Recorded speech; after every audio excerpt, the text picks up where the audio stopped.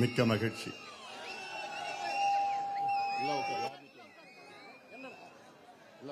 யார் நிற்க வேண்டாம்.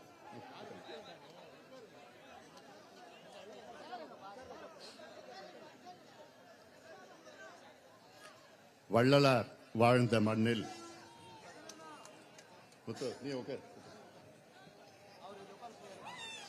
பாட்டாளி மக்கள் கட்சி சார்பில்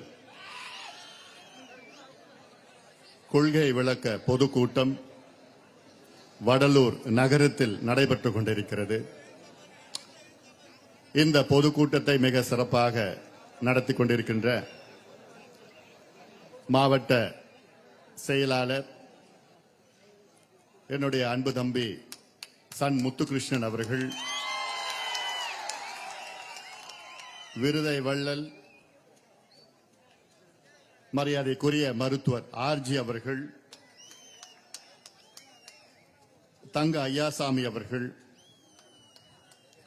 மாவட்ட செயலாளர்கள் தம்பி கார்த்தி அவர்கள், தம்பி செல்வ மகேஷ் அவர்கள், தம்பி ஜெகன் அவர்கள், உழவர் பெயர் இயக்கத்தின் தலைவர் மைனர் ஆலயமணி அவர்கள்,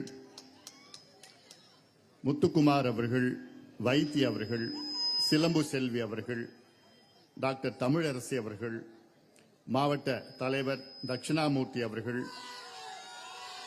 பொருளாளர் லதா அவர்கள், மாநில அமைப்பு தலைவர் தாமரைக்கண்ணன் அவர்கள், மாணவர் சங்கத்தின் கோபிநாத் அவர்கள், நகர செயலாளர் புஷ்பா அவர்கள், தர்மா அவர்கள், சாமுசாவின் தலைவர் முனைவர் சிவபிரகாசம் அவர்கள், சமூக நீதி பேரவையின் வழக்கறிஞர்கள் தமிழரசன் அவர்கள், சங்கர் அவர்கள், சீதாராமன் அவர்கள், ராமச்சந்திரன் அவர்கள், போஸ் ராமச்சந்திரன் அவர்கள், PRP வெங்கடேசன் அவர்கள், விஜய் வர்மராயர் அவர்கள், சந்திரசேகரன் அவர்கள், வே ரத்னவேல் அவர்கள், இளவரசன் அவர்கள், விஜயவர்மன் அவர்கள், ரமேஷ், ஏர்டெல் சரவணன், சிவராம சேது, குமரவேல், செல்வ இளங்கோவன், தரணி ராஜா, மகாராணி, கலைவாணன், ஜானகி வேல்முருகன், IG வேல்முருகன், கோகுல கிருஷ்ணன், வெங்கடேசன், சிவரமேஷ், உத்தராபதி, ஸ்டாலின், விநாயகம், ராமாபுரம் தனசேகர், ராமலிங்கம், AC மணி, அசோக்குமார், விஜயகாந்த், இளவரசன், உத்தராபதி, கவுன்சிலர் துரை, அம்பாசங்கரன், ரமேஷ், VK சக்திவேல், கார்த்திகேயன், கருணாகரன், சேட்டு, சுரேஷ், வினோத், வீரமணி, செழியன், வேங்கை சேகர், வைத்தி, முருகவேல் மற்றும் வடக்கு மாவட்ட அனைத்து ஒன்றிய நகர செயலாளர்கள் ராஜேந்திரன், கமலராஜன், கடலூர் தொகுதியின் ஒன்றிய நகர செயலாளர்கள் தயால், கோபால், வினோத்குமார், விஜய், பிரபாகரன், ஆனந்த், வீரமணி, ஒன்றிய நகர தலைவர்கள் புண்ணியமூர்த்தி, இளங்கோவன், விஸ்வநாதன், லோகநாதன், முருகன், மணிபாரதி, பிரபு, ரமேஷ், குறிஞ்சிப்பாடி தொகுதியின் ஒன்றிய நகர செயலாளர்கள் புஷ்பா, நடராஜன், சோழன், சுதாகர், சகாதேவன், செந்தில் முருகன், ஆனந்தராஜ், பிரேம்குமார், பாலமுருகன், ஐயப்பன் மற்றும் ஒன்றிய தலைவர்கள் செந்தில்குமார், கோவிந்தராஜ், சங்கர், பாண்டுரங்கன், ராஜகுரு, முருகன், ராஜவேல், ராஜேஷேகர், தினேஷ், ரகுபதி, வடலூர் நகர நிர்வாகிகள் டிங்கர் செந்தில்குமார், மகாலட்சுமி வெங்கடேசன், குமரகுரு, சத்ரியன், ரவிச்சந்திரன், செந்தில்வேல், ராஜ்குமார், ராம்குமார், மாயவேல், ஆட்டோ பாலமுருகன், ராமமுத்துக்குமார், தாண்டவராயன், ஆதி செந்தில், சூரியமூர்த்தி, சிவராமன், செந்தில் முருகன், வினோத், பழனிவேல், பாலமுருகன், கலைச்செல்வன், கார்த்தி, சுந்தர்ராஜன், சரவணன், பழனி, வினோத், சங்கர் ராமன், பிருத்திவிராஜ், சுரேஷ், இளைஞர் சங்கத்தின் சுரேஷ் மற்றும் வடக்கு, தெற்கு, மேற்கு மாவட்டத்தை சார்ந்த மாநில, மாவட்ட, நகர, ஒன்றிய, பேரூர் நிர்வாகிகள், வடலூர் காசி அவர்கள் உள்ளிட்ட திருஞானம் அவர்கள் உள்ளிட்ட மேடையில் இருக்கின்ற அனைத்து நிர்வாகிகளுக்கும் என்னுடைய பணிவான வணக்கங்கள். இங்கே வருகை தந்திருக்கின்ற என்னுடைய தம்பிகள், என்னுடைய தங்கைகள், என்னுடைய சகோதரிகள், அண்ணன்மார்கள், தாய்மார்கள், ஊடக நண்பர்கள், காவல்துறை நண்பர்கள், என் உயிரினும் மேலான அன்பு பாட்டாளி சொந்தங்களே, உங்கள் அனைவருக்கும் இந்த அன்புமணி ராமதாசின் பணிவான வணக்கங்கள். உங்களை இன்று சந்திப்பதில் எனக்கு மிக்க மகிழ்ச்சி. வள்ளலார் திருக்கோவில் மற்றும் ஞான ஒளி சபைக்கு சென்று இங்கே வருகை தந்திருக்கின்றேன். அதனால் இன்றைக்கு யாரையும் நான் திட்டப் போவது கிடையாது. பணிவோடு பதமா நான் பேச போறேன். நான் யாராவது திட்டினா எனக்கு ஞாபகப்படுத்திக்கணும்.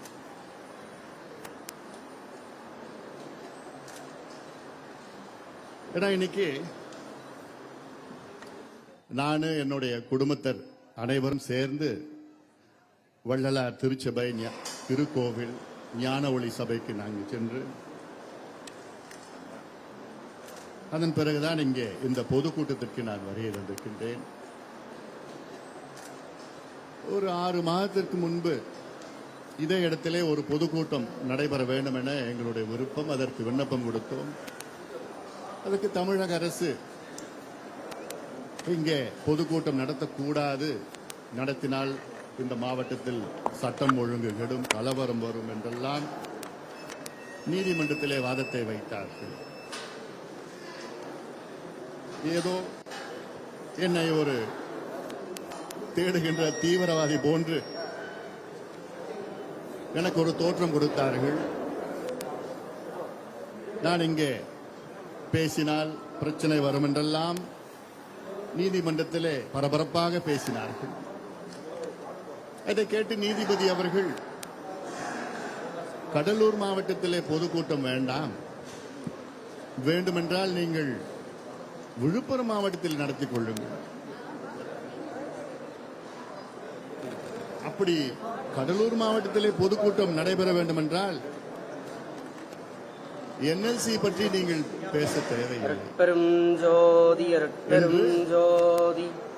நீதிபதி தீர்ப்பு கொடுத்தார்.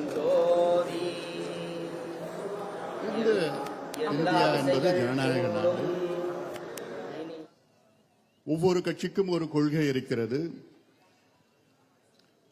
அந்த கொள்கையை விளக்கி மக்களுக்கு விழிப்புணர்வு ஏற்படுத்துவது ஜனநாயகத்தின் கடமை. அது ஆனாலும் அன்று நீதிபதி சொன்ன வார்த்தைகளை மதிப்பு கொடுத்து அன்றைக்கு அந்த பொதுக்கூட்டத்தை தவிர்த்தோம். அதன் பிறகு ஒவ்வொரு மாதமாக இங்கே வருகை தந்து உங்களை சந்தித்துதான் வருகின்றேன். இன்றைய சந்திப்பு இந்த மாவட்டத்தினுடைய வளர்ச்சி, அது மட்டுமல்ல, சமீபத்தில் வள்ளலார் அவருடைய வாழ்ந்த இடத்தில் பெருவெளியில் தமிழக அரசு வள்ளலார் சர்வதேச மைய சார்பாக ஒரு அடிக்கல் முதலமைச்சர் அவர்கள் நாட்டினார்கள். அதற்கு முன்பாக கடந்த மாதம் இங்கே வருகை தந்த பொழுது ஊடக நண்பர்கள் மூலமாக முதலமைச்சர் அவர்களுக்கு கோரிக்கை வைத்தேன். அன்று நான் சொன்னேன், தயவு செய்து தமிழக அரசு வள்ளலார் வாழ்ந்த அந்த இடத்திலே எந்த கட்டுமானங்களும் கட்ட வேண்டாம். வள்ளலார் பெயரிலே ஒரு சர்வதேச மையம் என்பது அதை வரவேற்கின்றோம். இந்த மையத்தை வடலூர் அருகில் உள்ள எவ்வளோ இடம் இருக்கிறது, அந்த இடத்திலே பிரம்மாண்டமாக நீங்கள் கட்டிக்கொள்ளுங்கள். எங்களுடைய மருத்துவர் ஐயாவும் ஒரு அறிக்கை அன்று வெளியிட்டார். அந்த அறிக்கையிலே தெளிவாக வெளியிட்டார் ஐயா அவர்கள். வள்ளலார் பெருவெளி அந்த இடத்தை 157 ஆண்டுகளுக்கு முன்பு இந்த ஊர் மக்கள் அவர்களுக்கு கொடையாக கொடுத்தார்கள். அன்றிலிருந்து இன்று வரை அந்த இடம் பாதுகாக்கப்பட்டிருக்கிறது. அந்த இடத்தில் திடீரென்று அந்த பொதுவெளியில் பெருவெளியிலே அங்கே நாங்கள் மையம் அமைப்போம், அங்கே பிரம்மாண்டமாக வளாகத்தை நாங்கள் உருவாக்குவோம் என்றெல்லாம் சொல்வது அதை ஏற்றுக்கொள்ள முடியாது. அதற்கு காரணம் வள்ளலார் அவருடைய விருப்பம். அது அவர் சொன்ன வார்த்தைகள், அவர் எழுதி வைத்தது. அந்த பெருவெளி மக்கள் கூடுகின்ற அந்த இடம், அதில் எதுவும் கட்டுமானங்களோ விவசாயமோ செய்ய வேண்டாம் என்று வள்ளலார் சொன்ன வார்த்தைகள். அது சரி, அது ஒரு பக்கம் வள்ளலார் இருக்கின்றார். நான் கேட்கிறேன், தமிழக அரசுக்கும் வள்ளலாருக்கும் என்ன சம்பந்தம் இருக்கு? உங்களுக்கும் வள்ளலாருக்கும் என்னையா சம்பந்தம் இருக்கு? முதலமைச்சர் அவர்களுக்கும் வள்ளலாருக்கும் என்ன சம்பந்தம் இருக்கு? எம்ஆர்கே பன்னீர்செல்வம் அவர்களுக்கும் வள்ளலாருக்கும் என்ன சம்பந்தம் இருக்கு? உங்கள் கட்சி கொள்கைக்கும் வள்ளலாருக்கும் என்ன சம்பந்தம் இருக்கு? எதுக்கு திடீரென்று வள்ளலார் மீது உங்களுக்கு அவ்வளவு பாசம்? என்ன காரணம்?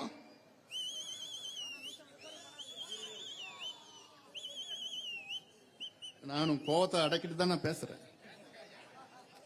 ஆனா இன்னைக்கு வள்ளலார் இடத்துக்கு போயிட்டு வந்தேன்.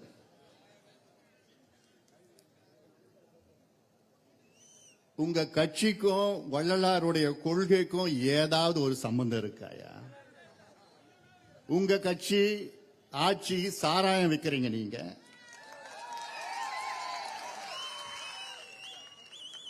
வள்ளலார் கொள்கைக்கும் அதுக்கும் சம்பந்தம் இருக்காயா?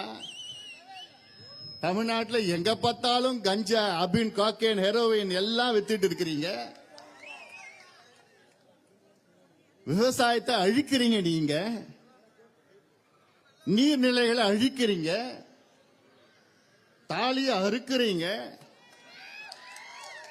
உங்களுக்கும் வள்ளலாருக்கும் என்னையா சம்பந்தம் இருக்கு? அந்த இடத்தை விட்டுட்டு போங்க. வேண்டாம், அது உங்களுக்கு நல்லது கிடையாது. நான் சொல்றது உங்க நன்மைக்காக நான் சொல்றேன். இன்னொன்னு, உங்களுக்கும் ஆன்மீகத்துக்கும் சம்பந்தம் கிடையாது. உங்களுக்கும் கடவுளுக்கும் சம்பந்தம் கிடையாது. உங்களுக்கும் எதுக்குமே சம்பந்தம் கிடையாது. பிறகு எதுக்கியா அதுல போய் கைய வைக்கிறீங்க நீங்க? என்எல்சில கைய வச்சீங்க, சிப்காட்ல கைய வச்சீங்க, சைமான்னு ஒண்ணு கொண்டு வர்றீங்க, அதுலயும் கை வைக்கிறீங்க. செய்யாறுல அங்க மேல்மா சிப்காட்ல அங்க கைய வைக்கிறீங்க. கும்முடி பூண்டியில அங்க கை வச்சீங்க, இடத்த கை வைக்கிறீங்க, எல்லாம் செய்றீங்க. ஆனா தயவு செய்து வள்ளலார் வாழ்ந்த அந்த மண்ணில் எதுவும் பண்ணாதீங்க. இங்க இருக்கிற மக்களுடைய 100 விழுக்காடு மக்களுடைய எண்ணம், அதுல எந்த கட்டுமானமும் வரக்கூடாது, இருக்கக்கூடாது. வள்ளலார் அவர்கள் விரும்பிய அந்த நிலைதான் தொடர வேண்டும். காரணம், இங்கே இருக்கின்ற அந்த பெருவெள்ளி அந்த மண்ணிலே கடந்த மாதம் தைப்பூசம் அன்று கிட்டத்தட்ட 15 லட்சம் மக்கள் அங்கே கூடினார்கள். அந்த 7 கதவுகளை திறந்து சுத்தி அங்கே இருக்கின்ற 15 லட்சம் மக்கள் அதை பார்ப்பதற்காக உலகம் முழுவதும் அங்கே வந்து அதை பார்வையிட்டார்கள். அதை கெடுக்க நினைக்கின்ற முதலமைச்சர் அவர்களே, எம்ஆர்கே பன்னீர்செல்வம் அவர்களே, அதை தவிர்க்க வேண்டும். உங்களுக்கு பணிவோடு நான் கேட்டுக்கொள்வது, வள்ளலார் அவர்கள் அவருடைய கொள்கை கடவுளுக்கு உருவம் கிடையாது. ஒளி மூலமாக, தீபம் மூலமாக கடவுளை நாம் உணரலாம். அப்படிப்பட்ட ஒரு தீபம், ஒரு ஒளி, அவர் ஏற்றிய ஒளி இன்று வரை அங்கே எரிந்து கொண்டு இருக்கிறது. அந்த ஒளியை பார்ப்பதற்காக ஒவ்வொரு மாதமும் பல லட்சக்கணக்கான மக்கள் அங்கே பெருவழியிலே காத்து கொண்டிருக்கின்றார்கள். அந்த இடத்தை, அங்கே இருக்கின்ற 70 ஏக்கர் நிலத்தை கையகப்படுத்தி அங்கே வணிக வளாகம், சர்வதேச வளாகம், அது போன்ற ஒரு கட்டுமானத்தை உருவாக்க வேண்டும் என்ற எண்ணமெல்லாம் அதை நிறுத்தி விடுங்கள். முதலமைச்சர் அவர்களே, வேண்டாம், உங்களுக்கு வேண்டாம். நீங்க நல்லா இருக்கணும், உங்க குடும்பம் நல்லா இருக்கணும், எம்ஆர்கே நல்லா இருக்கணும், அவர் குடும்பம் நல்லா இருக்கணும். அதான் என்னுடைய விருப்பம். ஏன்னா நான் வள்ளலார் மண்ணை தொட்டுட்டு வந்தேன். அதுல கை வைக்காதீங்க. இது நான் உணர்வுபூர்வமா நான் உங்களுக்கு நான் சொல்றேன். நான் வேண்டாம். இங்க இருக்கிற 100 விழுக்காடு மக்கள் இங்க மட்டும் கிடையாது, இங்க வடலூர்ல மட்டும் கிடையாது, இந்த மாவட்டத்தில் மட்டும் கிடையாது, தமிழ்நாட்டில் மட்டும் கிடையாது, உலகில் வாழ்கின்ற அத்துணை வள்ளலார் பக்தர்கள் இது விருப்பம் கிடையாது. கைய வைக்காதீங்க, வேண்டாம். அதனால இதோட நிறுத்திடுங்க. அடிக்கல் நாட்டிட்டீங்க, அதுவும் எங்க ஐயா அறிக்கை விட்ட பிறகு அடிக்கல் நாட்டிட்டீங்க. ஐயா சாதாரணமா ஒண்ணு சொல்ல மாட்டார். ஐயா உணர்ந்துதான் அது உங்களுக்கு அறிவுரையாக சொல்லியிருக்கின்றார். வேண்டாம், கைய வைக்காதீங்க. நீங்க எங்கேயாவது கட்டிட்டு போங்க. சர்வதேச மையம் வேணும், அதை நாங்கள் வரவேற்கின்றோம். இல்ல இங்க கடலூர் ரோட்ல கட்டுங்க, சேத்தியாத்தோப்பு சாலையில கட்டுங்க, பண்ருட்டி சாலையில கட்டுங்க, விருதாச்சலம் சாலையில கட்டுங்க. அந்த படுபாவி என்எல்சி காரன் எவ்வளவு நிலம் வச்சிருக்கிறான், அந்த நிலத்துல கட்டிட்டு போங்க. நம்ம நிலத்தை ஆக்கிரமிப்பு பண்ண அவனுங்க எவ்வளோ வச்சிருக்கிறான். ஏன் சென்னையில கட்டுங்களேன். நீங்க சென்னையில கட்டினீங்கன்னா உண்மையான வள்ளலாருடைய பேர் இன்னும் உலகம் முழுவதும் புகழ் அது பரவும். சென்னையில கட்டுங்க, இது போன்ற பிரம்மாண்டமா சென்னையில கட்டுங்க. நாங்க ஆதரவு கொடுக்கிறோம், வரவேற்கின்றோம். தமிழ்நாட்டில் உள்ள ஒவ்வொரு மாவட்ட தலைநகரில் கட்டுங்க. வள்ளலாருடைய புகழ் பெருக வேண்டும். அவருடைய கொள்கை நிச்சயமாக நாம் எல்லாம் கடைபிடிக்க வேண்டும். ஆனா அதெல்லாம் விட்டுட்டு நாங்க பிடிவாதமா இங்கதான் கட்டுவோம் என்று சொல்வதெல்லாம் ஏற்றுக்கொள்ள முடியாது. இது பாட்டாளி மக்கள் கட்சி பிரச்சனை கிடையாது. இது மக்களுடைய பிரச்சனை, கடலூர் மாவட்ட மக்களுடைய பிரச்சனை, தமிழ்நாட்டு மக்களுடைய பிரச்சனை. இதை பார்க்க வேண்டும். சீண்டி பார்க்காதீங்க, இது உங்களுக்கு நல்லது கிடையாது. நீங்க நல்லா இருக்கணும். மனசார சொல்றேன், நல்லா இருக்கணும். அதுல கை வச்சீங்கன்னா அதுக்கப்புறம் என்னால ஒன்னும் சொல்ல முடியாது.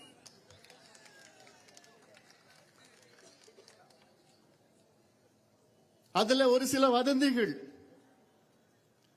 அது வதந்திகளா இருக்கணும்னு என்னுடைய விருப்பம். ஏன் இவ்வளோ துடிதுடிப்பா, அது இவ்வளோ எதிர்ப்புகள் மீறி நாங்க அங்க கட்டுவே ஆகுவோம், கட்டியே தீருவோம் என்று அதுவும் முத்துகிருஷ்ணன் சொன்னது போன்று நான் சொல்லிட்டேன். என் தம்பிங்கிட்ட 4 பேர், மாவட்ட செயலர் 4 பேரும் கூப்பிட்டுருங்க பாரு, அன்னைக்கு அடிக்கல் நாட்டுற அன்னைக்கு நீங்க என்ன பண்ணீங்களோ தெரியாது, அங்க போய் ஆர்ப்பாட்டம் பண்ணுங்க, ஒரு விழிப்புணர்வு மக்களுக்கு தெரியணும். உடனே அங்க ஒரு 1000 பேர் 2000 பேர் கூட்டிட்டாங்க. ஆனா என்னென்னமோ செய்திகள் என்ன சொல்றாங்க, ஏன் இவ்வளோ அதை கட்டியே ஆகணும்னா முதலமைச்சருடைய மைத்துனர் அதுக்கு உடந்தையா இருக்கிறாரு, அப்படிலாம் செய்தி எல்லாம் வந்துட்டு இருக்குது. அது நிச்சயமா உண்மையா இருக்காது நான் நம்புறேன். நான் உண்மையா இருக்க கூடாது, அது வதந்தியா தான் இருக்கணும்.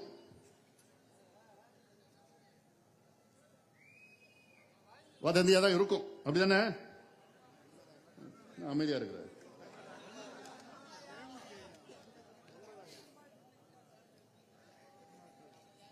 அதனால இதை ஒருபொழுதும் இதை அனுமதிக்க போறது கிடையாது. வேண்டாம், விட்டுடுங்க. அதெல்லாம் சொல்றோம், அமைதியா சொல்றோம், பணிவா ஒரு அறிவுரையா சொல்றோம் நம்ம. அதனால வேற எங்கேயாவது கட்டிட்டு போங்க, அந்த இடத்தை விடுங்க, அது புண்ணிய இடம். அடுத்தது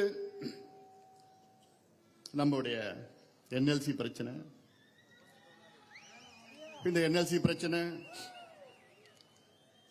முத்து அவர்கள் சொன்னது போன்ற இந்த பொதுக்கூட்டத்திற்கு அனுமதி கேட்ட பொழுது 2 நாட்களுக்கு முன்புதான் அனுமதி வழங்கினார்கள் காவல்துறையில. அதுல ஒரு 3 பக்கம் எழுதி அனுமதி கொடுத்தாங்க. 3 பக்கம் நிபந்தனைகள். என்னென்ன நிபந்தனைகள் நான் பேசணும்னு வச்சுக்கேன், என் தம்பிங்க டென்ஷன் ஆயிடுவீங்க. இப்படிதான் உட்காரணும், இப்படிதான் நிக்கணும், இப்படிதான் கை ஆவேசமா பேசக்கூடாதான், அதை பத்தி பேசக்கூடாது, இதை பத்தி பேசக்கூடாது இருக்கு. வழக்கு போடுறேன்னா போட்டுட்டு போயா, அதெல்லாம் எங்களுக்கு சாதாரண இல்லை. இதெல்லாம் ஒரு பிரச்சனை. என்ன வழக்கு போட போற, போட்டுட்டு போ. பார்க்காத வழக்கா?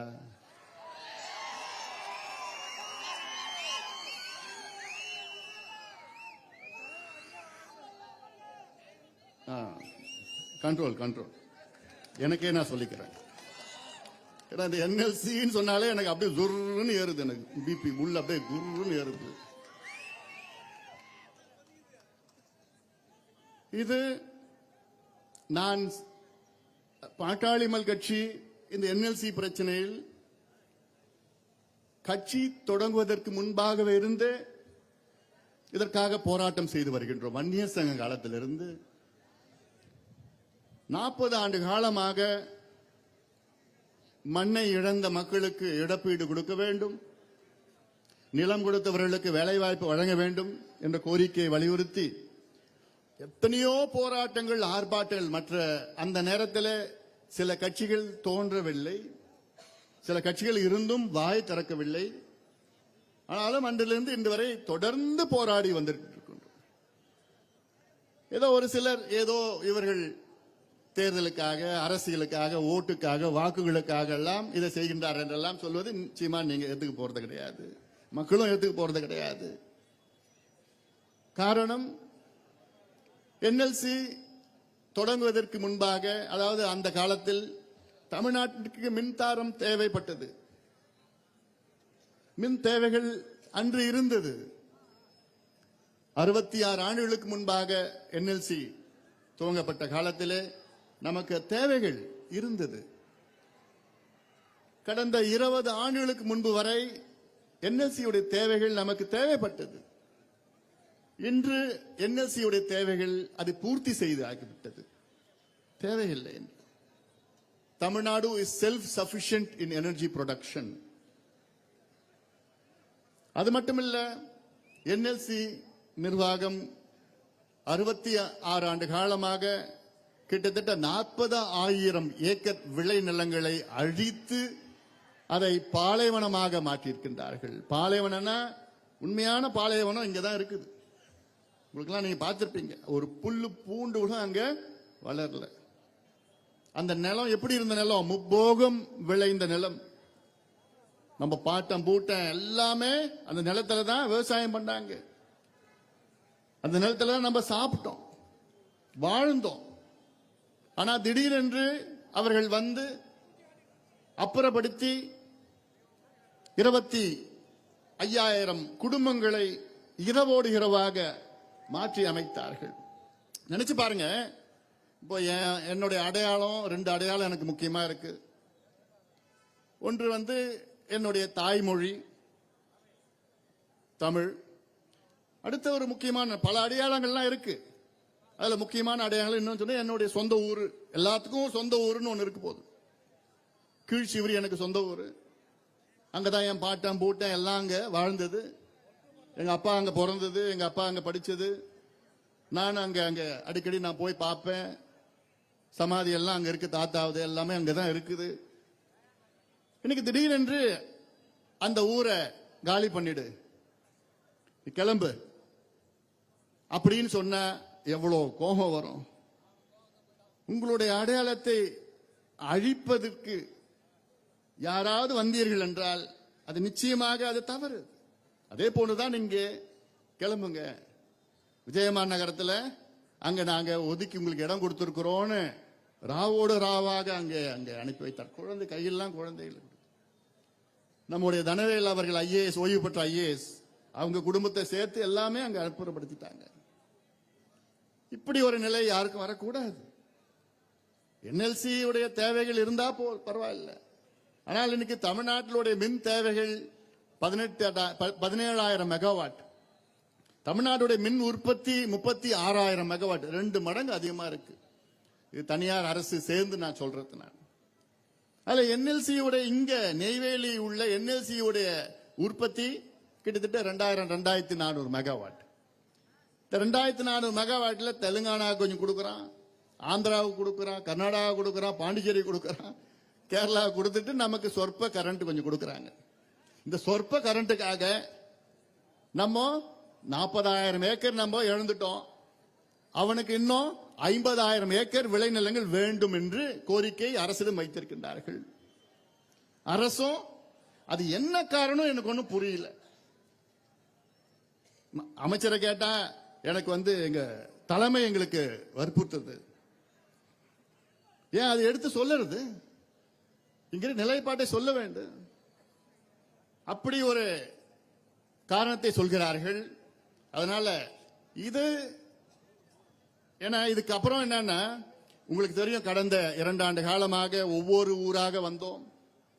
ஒரு விழிப்புணர்வு, முதலில் விழிப்புணர்வு பிரச்சாரத்தை மேற்கொண்டோம். அதன் பிறகு 2 நாள் நடைபயணத்தை மேற்கொண்டேன். அதன் பிறகு ஒரு நாள் முழுவதும் கடையெடுப்பு போராட்டத்தை நடத்தினோம். எல்லாமே ஆதரவு கொடுத்தாங்க. அதன் பிறகு ஒரு நாள் பூட்டு போடுற போராட்டம், அடையாள பூட்டு போடுற போராட்டத்தை நடத்தினோம். அதுக்கப்புறம் கருத்து கேட்கிற கூட்டம் நடத்தணும். அதுக்கப்புறம் 100 விவசாய சங்கங்களை அழைத்து அதற்கு பேசணும். எல்லாம் பேசியும் அதன் பிறகு திடீர்னு நம்முடைய தலைமை செயலகத்தில் ஒரு கூட்டம் நடந்தது, அமைச்சர்கள் கூட்டம். அழையா விருந்தாளியாக அங்க நான் போய் உட்கார்ந்துக்கிட்டு நான் பேசி சண்டை போட்டேன். நான் எதுக்கு சண்டை போட்டேன்? இந்த மண்ணையும் மக்களையும் காப்பாற்ற வேண்டும் என்று. இது நம்முடைய கடமை. இது என்னுடைய கடமையா நான் பார்க்கிறேன். நான் தமிழ்நாட்டில் உள்ள எத்தனை கட்சிகள், எவ்வளோ கட்சிகள் இருக்கிறது. மற்ற கட்சிகள் எல்லாம் குறையா நான் சொல்லல, நான் உண்மையை சொல்றேன். நான் மற்ற கட்சிகள் எல்லாம் அடுத்த தேர்தல் எப்படி வெற்றி பெறலாம் என்றுதான் பார்க்கிறார்கள். ஆனால் பாட்டாளி மக்கள் கட்சி அடுத்த தலைமுறை எப்படி வாழ வைக்க வேண்டும் என்று நம்முடைய நோக்கம், நம்முடைய எண்ணம். அதனால்தான் எனக்கு வலிக்குது. மற்ற கட்சிகளுக்கு ஏதோ அடையாளமாக போராட்டம் செய்வார்கள், அவ்வளவுதான். ஆனா எனக்கு உண்மையிலே வலிக்குது, ஐயாவுக்கு வலிக்குது. எதுக்கு? ஐயோ நம்ம மண்ணை அழிக்கிறாங்களே, ஐயோ நாளைக்கு என்ன செய்ய போறாங்க. எம்ஆர்கேக்கு இந்த உணர்வு இல்லையா அவருக்கு? அதாவது எனக்கு படபடன்னு இருக்கு. நான் சென்னையில் இருக்கிறேன். ஆனா எனக்கு என்ன படபடன்னு இருக்கு?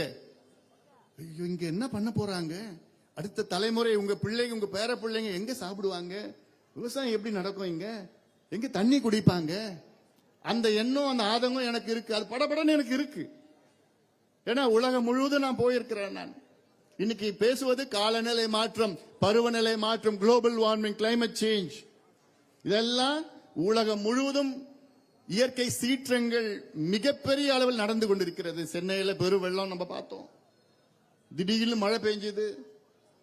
கிட்டத்தட்ட தூத்துக்குடி மாவட்டத்தில் ஒரு நாள்ல 95 சென்டிமீட்டர் மழை பெஞ்சது ஒரு நாள்ல.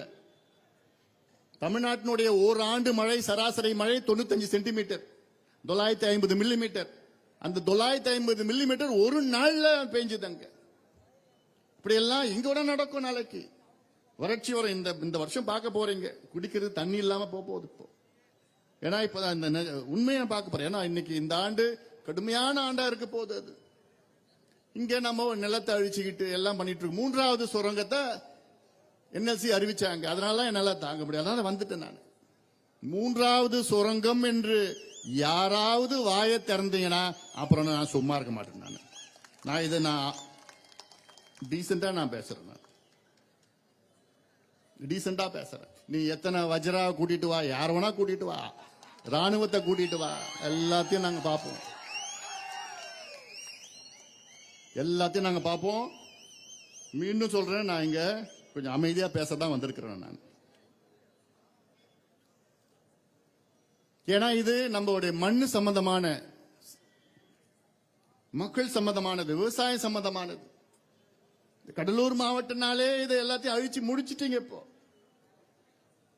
கடலூர் மாவட்டத்தில், கடலூர் பகுதியில், நகரம் பகுதியில் சிப்காட், ரசாயன சிப்காட், கெமிக்கல் சிப்காட், அந்த சிப்காட்ல ஆய்வுகள் பண்ணிருக்கிறாங்க. அங்க இளநீர்ல டயாக்சின் இருக்கிறது. டயாக்சின் என்பது ஒரு நச்சு பொருள். அந்த டயாக்சின் கலந்த இளநீர் குடிச்சோன்னா நமக்கு கேன்சர் வரும்.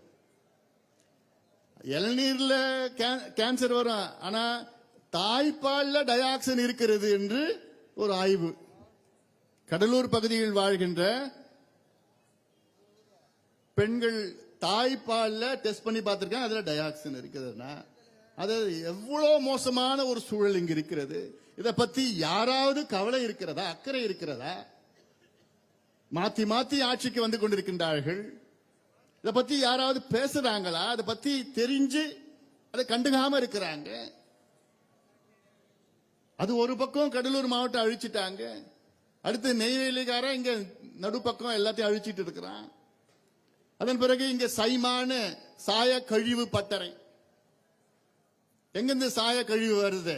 ஈரோடு, திருப்பூர், ஈரோடு இருக்கிற சாய கழிவுகளா பைப்பு மூலமா இங்க கொண்டு வந்து அங்க வந்து அதை சுத்திகரிக்கிறாங்களாம். ஏன் நீ அங்கேயே சுத்திகரிக்க வேண்டியது தானே? ஏன் மண்ணில் எடுத்து வந்து ஏன் உங்களுக்கு சுத்திகரிக்கணும்? ஏன்னா நாங்களா இழிச்சவா, எனக்கு இது கேட்டாலும் அமைதியா கேட்டுப்போம். அப்படிதானே? இல்ல, என் தம்பிங்க அப்படிப்பட்டவங்க இல்ல. என் தம்பிங்க ரொம்ப நல்லவங்க. சில நேரத்தில் கொஞ்சம் வெகுளியா இருப்பான். ஆனா கொஞ்சம் புரிஞ்சிடுச்சுன்னா அவ்வளவுதான். அதனால இதை நீங்கள் தெரிந்து கொள்ள வேண்டும். கடலூருக்கு நமக்கு கிடைத்த வரம் 5 ஆறுகள் இந்த மாவட்டத்தில் ஓடுது, கடல்ல கலக்குது 5 ஆறுகள். இதெல்லாம் நமக்கு கிடைச்ச வரம். இதெல்லாம் நம்ம பாதுகாக்கணும். ஆனா இங்க அமைச்சர்கள் இருக்கின்றார்கள், அதிகாரிகள் இருக்கின்றார்கள், சட்டமன்ற உறுப்பினர்கள் இருக்கின்றார்கள், நாடாளுமன்ற உறுப்பினர் அவர் எங்க இருக்கிறாருன்னு தெரியாது, இப்படி எல்லாம் இருக்கிறாங்க. ஆனாலும் உங்களை பற்றி எந்த ஒரு அக்கறையும் இல்லாத இந்த அரசு, இந்த நிர்வாகம் மக்கள் விரோத நிர்வாகமாக மக்கள் பார்த்துக் கொண்டிருக்கின்றார்கள். எது கேட்டாலும் அது எல்லாமே காசு தானே. அவங்களுக்குலாம் நல்லா இருக்கணும், மக்கள் நல்லா இருக்கணும், விவசாயம் நல்லா இருக்கணும், நிலம் நல்லா இருக்கணும், பாதுகாக்கணும், உங்களுக்கு எண்ணமே கிடையாதா? நான் மீண்டும் கேட்பதெல்லாம் எம்ஆர்கே அவர்களுக்கு மட்டும் கிடையாது, அமைச்சர்களுக்கு மட்டும் கிடையாது, இங்க இருக்கின்ற அதிகாரிகளுக்கும் நான் கேட்கிறேன். இந்த மண்ணை அடிச்சிட்டு நீங்க அப்புறம் என்னதான் நீங்க சாதிக்க போறீங்க? நாளைக்கு சாப்பாடுக்கு என்ன வழி இருக்கிறது? இதெல்லாம் நீங்கள் கண்டுகொள்ள வேண்டும். சமீபத்தில் தமிழக அரசு பஞ்சு மிட்டாயை தடை பண்ணாங்க. அது கேள்விப்பட்டிருக்கீங்கல்ல? அதான் சொல்றேன்.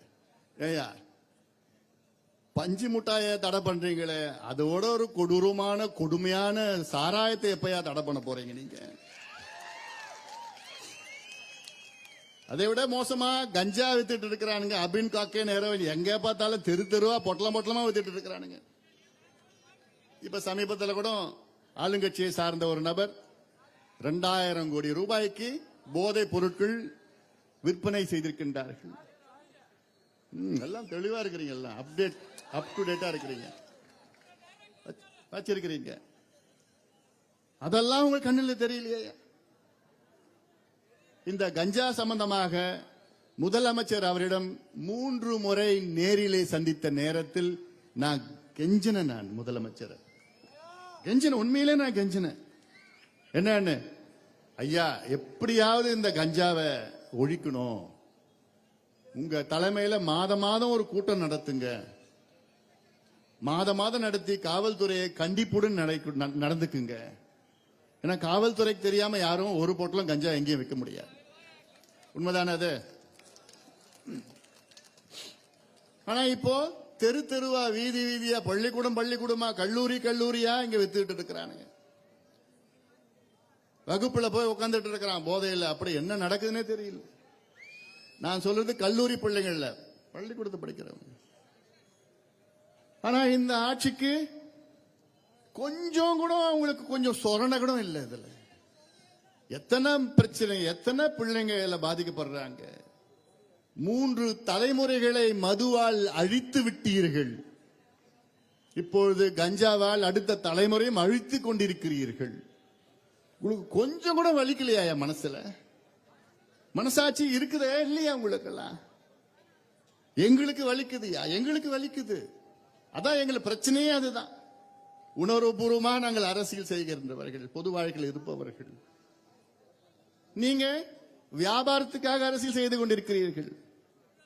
நாங்க மக்களுக்காக, உங்களுக்காக, உங்கள் உரிமைகளுக்காக, உங்கள் விவசாயத்திற்காக, நிலத்திற்காக, நீர்நிலைக்காக, உங்கள் கல்விக்காக, சுகாதாரத்திற்காக, வேலை வாய்ப்புக்காக, சமூக நீதிக்காக பொது வாழ்க்கையில் இருக்கணும், அரசியல் நடத்தி கொண்டிருக்கின்றோம். எங்களை வழி நடத்துபவர் மருத்துவர் ஐயா அவர்கள், ஒரு போராளி. இந்தியாவிலே 6 இடஒதுக்கீடுகளை பெற்று தந்தவர் மருத்துவர் ஐயா அவர்கள், சமூக நீதி போராளி. ஆனா உங்களுக்கும் சமூக நீதிக்கு ஏதாவது சம்பந்தம் இருக்கா ஐயா? சமூக நீதின்னு பேசினா போதாது, அதை நடைமுறைப்படுத்த வேண்டும். மருத்துவர் ஐயா அவர்கள் வன்னிய சங்கத்தை தொடங்கிய காலத்தில் கிட்டத்தட்ட 44 ஆண்டுகளுக்கு முன்பு வன்னிய சங்கத்தை தொடங்கிய அந்த மாநாட்டிலே முதல் தீர்மானம் தமிழ்நாட்டிலே சாதிவாரி மக்கள் தொகை கணக்கெடுப்பு நடத்தும். முதல் தீர்மானம். இந்த 44 ஆண்டு காலமாக மருத்துவர் ஐயாவுடைய கோரிக்கை, எத்தனையோ போராட்டங்கள், ஆர்ப்பாட்டங்கள், எத்தனையோ அழுத்தங்கள், கடிதங்கள், அனைத்து முதலமைச்சர்களையும் ஐயா அவர்கள் சந்தித்து நேரிலே வலியுறுத்தி, எம்ஜிஆர் அவர்களை சந்தித்து எப்படியாவது கொண்டு வாருங்கள் சாதிவாரி கணக்கெடுப்பு. பிறகு ஜானகி அம்மையாரை சந்தித்தார். ஆளுநர் ஆட்சி PC அலெக்சாண்டர் ஆளுநராக இருந்த நேரத்தில் அவரையும் சந்தித்தார். அதன் பிறகு கலைஞர் அவர்களை சந்தித்தார். அதன் பிறகு ஜெயலலிதா அம்மையாரை சந்தித்தார். அதன் பிறகு எடப்பாடி பழனிசாமி அவர்களையும் சந்தித்தார். இப்பொழுது ஸ்டாலின் அவர்களையும் சந்தித்தார். சந்தித்து வலியுறுத்தி அழுத்தம் கொடுத்து விளக்கம் சொல்லி, உண்மையிலே உங்களுக்கு சமூக நீதி மீது அக்கறை இருந்தால் நிச்சயமாக நீங்கள் சாதிவாரி கணக்கெடுப்பு நடத்த வேண்டும், நடத்துங்கள் என்று தொடர்ந்து மருத்துவர் ஐயா அவர்கள் வலியுறுத்தி வருகிறார்கள். ஆனால் நாங்கள் தந்தை பெரியாருடைய வாரிசு, சாதிவாரி சமூக நீதி எங்கள் ரத்தத்தில் ஊறி இருக்கிறது என்றெல்லாம் வசனம் பேசுகின்ற திமுக, முதலமைச்சர் ஸ்டாலின் அவர்கள் நிச்சயமாக உடனடியாக சாதிவாரி மக்கள் தொகை கணக்கெடுப்பு நடத்துங்கள், இல்லையேன் தமிழக மக்கள் உங்களை மன்னிக்க மாட்டார்கள். ஏதோ சாதிவாரி மக்கள் தொகை கணக்கெடுப்பு என்றால் அவர்களுடைய புரிதல் இது ஏதோ சாதி பிரச்சனை. சாதிவாரி கணக்கெடுப்பு நடத்தினா சாதி கலவரம் வரும்னு ஒருத்தர் சொல்றார்.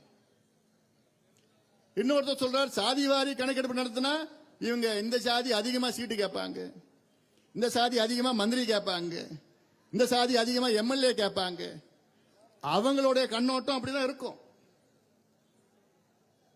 சாதிவாரி கணக்கெடுப்பு என்பது தமிழ்நாட்டில் மட்டுமல்ல, இந்தியாவிலேயே சாதி அடிப்படையில் தான் இடஒதுக்கீடு கொடுக்கிறார்கள். கல்வியிலும் வேலை வாய்ப்பிலும் இடஒதுக்கீடு நமக்கு எப்படி கிடைக்குது? மதம் அடிப்படையிலையா, மொழி அடிப்படையிலையா, இனம் அடிப்படையிலையா, மாநிலம் அடிப்படையிலையா? இல்ல, சாதி அடிப்படையிலே தான். காரணம், அதற்கு காரணம் 2300 ஆண்டுகளாக சாதியை வைத்துதான் நமக்கு அடக்குமுறைகள் எல்லாம் நடைபெற்றுக் கொண்டிருக்கிறது. அந்த காலத்திலிருந்து இந்த காலம் வரை இன்று வரை அடக்குமுறைகள் தான் இது. அதனால்தான் அந்த சாதி அடிப்படையிலே தான் இடஒதுக்கீடு, கல்வி, வேலையை கொடுத்தால்தான் சமுதாயங்கள் முன்னுக்கு வரும். பின்தங்கிய, அடக்கப்பட்ட, ஒடுக்கப்பட்ட, அடிமையாக்கப்பட்ட சமுதாயங்கள் எல்லாம் அவர்களுக்கு சம வாய்ப்பு கிடைத்தால்தான் மற்ற வளர்ந்த சமுதாயத்திற்கு நிகராக வளர்ச்சி அடைய முடியும். அதற்காகத்தான் வெள்ளையர்கள் இதை எடுத்தார்கள். நினைச்சு பாருங்க, வெள்ளைக்காரங்க எடுத்தாங்க. 1881 முழுமையா எடுத்தாங்க. 1872 இருந்து எடுத்தாங்க. ஆனா 881 முழுமையா எடுத்தாங்க. 91 எடுத்தாங்க, 1901 எடுத்தாங்க, 911 எடுத்தாங்க, 21 எடுத்தாங்க, 1931 எடுத்தாங்க. 6 முறை எடுத்திருக்கிறாங்க. இன்னைக்கு நமக்கு கிடைக்கிற இடஒதுக்கீடு வெள்ளக்காரர்கள் எடுத்த 1931 எடுத்த கணக்கெடுப்பின்படித்தான் இன்றைக்கு இடஒதுக்கீடு வழங்கப்படுகிறது. கிட்டத்தட்ட 93 ஆண்டுகளுக்கு முன்பு எடுத்த கணக்கு தான் இது. பழைய கணக்கு அது. அன்று எடுக்கப்பட்ட நேரத்திலே தமிழ்நாடு என்ற மாநிலம் இல்லை, சென்னை மாகாணம், மெட்ராஸ் பிரசிடென்சி, இது ஹைதராபாத்துக்கு தெற்க, பெங்களூர் சேர்த்து, மைசூரை தவிர்த்து, கேரளாவிலே திரவாங்கூர் பகுதியை தவிர்த்து மற்ற இடமெல்லாம் சென்னை மாகாணம். அதிலே கணக்கெடுப்பு நடத்தி இந்த சமுதாயம் இவ்வளவு இருக்கிறது என்றெல்லாம் கணக்கெடுப்பு நடத்தினார்கள். இன்று வரை அந்த அடிப்படையிலே தான் நமக்கு இடஒதுக்கீடு கல்வியிலும் வேலை வாய்ப்பிலும் வழங்கப்படுகிறது. இது எவ்வளவு மோசடி இது. சரி, இவ்வளோ காலத்திற்கு பிறகு எந்த சமுதாயம் வளர்ந்திருக்கிறது, எந்த சமுதாயம் தாழ்ந்திருக்கிறது என்ற கணக்கெடுப்பு நடத்த வேண்டாமா? வேண்டுமா? நிச்சயமாக வேண்டும். அப்படி நடத்தினால்தான் உங்களுக்கு உண்மையான சமூக நீதி நிலைநாட்ட முடியும். அதற்கு மாறாக நாங்க நடத்த மாட்டோம், மத்திய அரசு தான் நடத்தணும், எங்களுக்கு அதிகாரம் இல்லை என்று முதலமைச்சர் சொல்வதெல்லாம் இது ஏமாற்று வேலை. இது முதலமைச்சர் சொல்வது இது ஏமாற்று வேலை. பீகாரிலே சாதிவாரி கணக்கெடுப்பு நடத்தினாங்க. அவங்களுக்கு என்ன மத்திய அரசு அதை எதிர்ப்பு தெரிவித்தார்களா? இல்ல. பீகாரிலே சாதிவாரி கணக்கெடுப்பு நடத்தி இடஒதுக்கீட்டை அதிகப்படுத்தியிருக்கின்றார்கள். 60 விழுக்காடு இடஒதுக்கீடு இன்று பீகாரில் 75 விழுக்காடாக உயர்ந்திருக்கிறது. அது மட்டுமல்ல, அவர்கள் எடுத்த சாதிவாரி கணக்கெடுப்பு, இப்போ உங்களுக்கு சாதின்னு பேர் இல்ல பிரச்சனைனா நீங்க வேற சமூக நீதி கணக்கெடுப்புன்னு சொல்லு அறிவிச்சிடுங்க. உங்களுக்கு சாதி தான் பிரச்சனையா?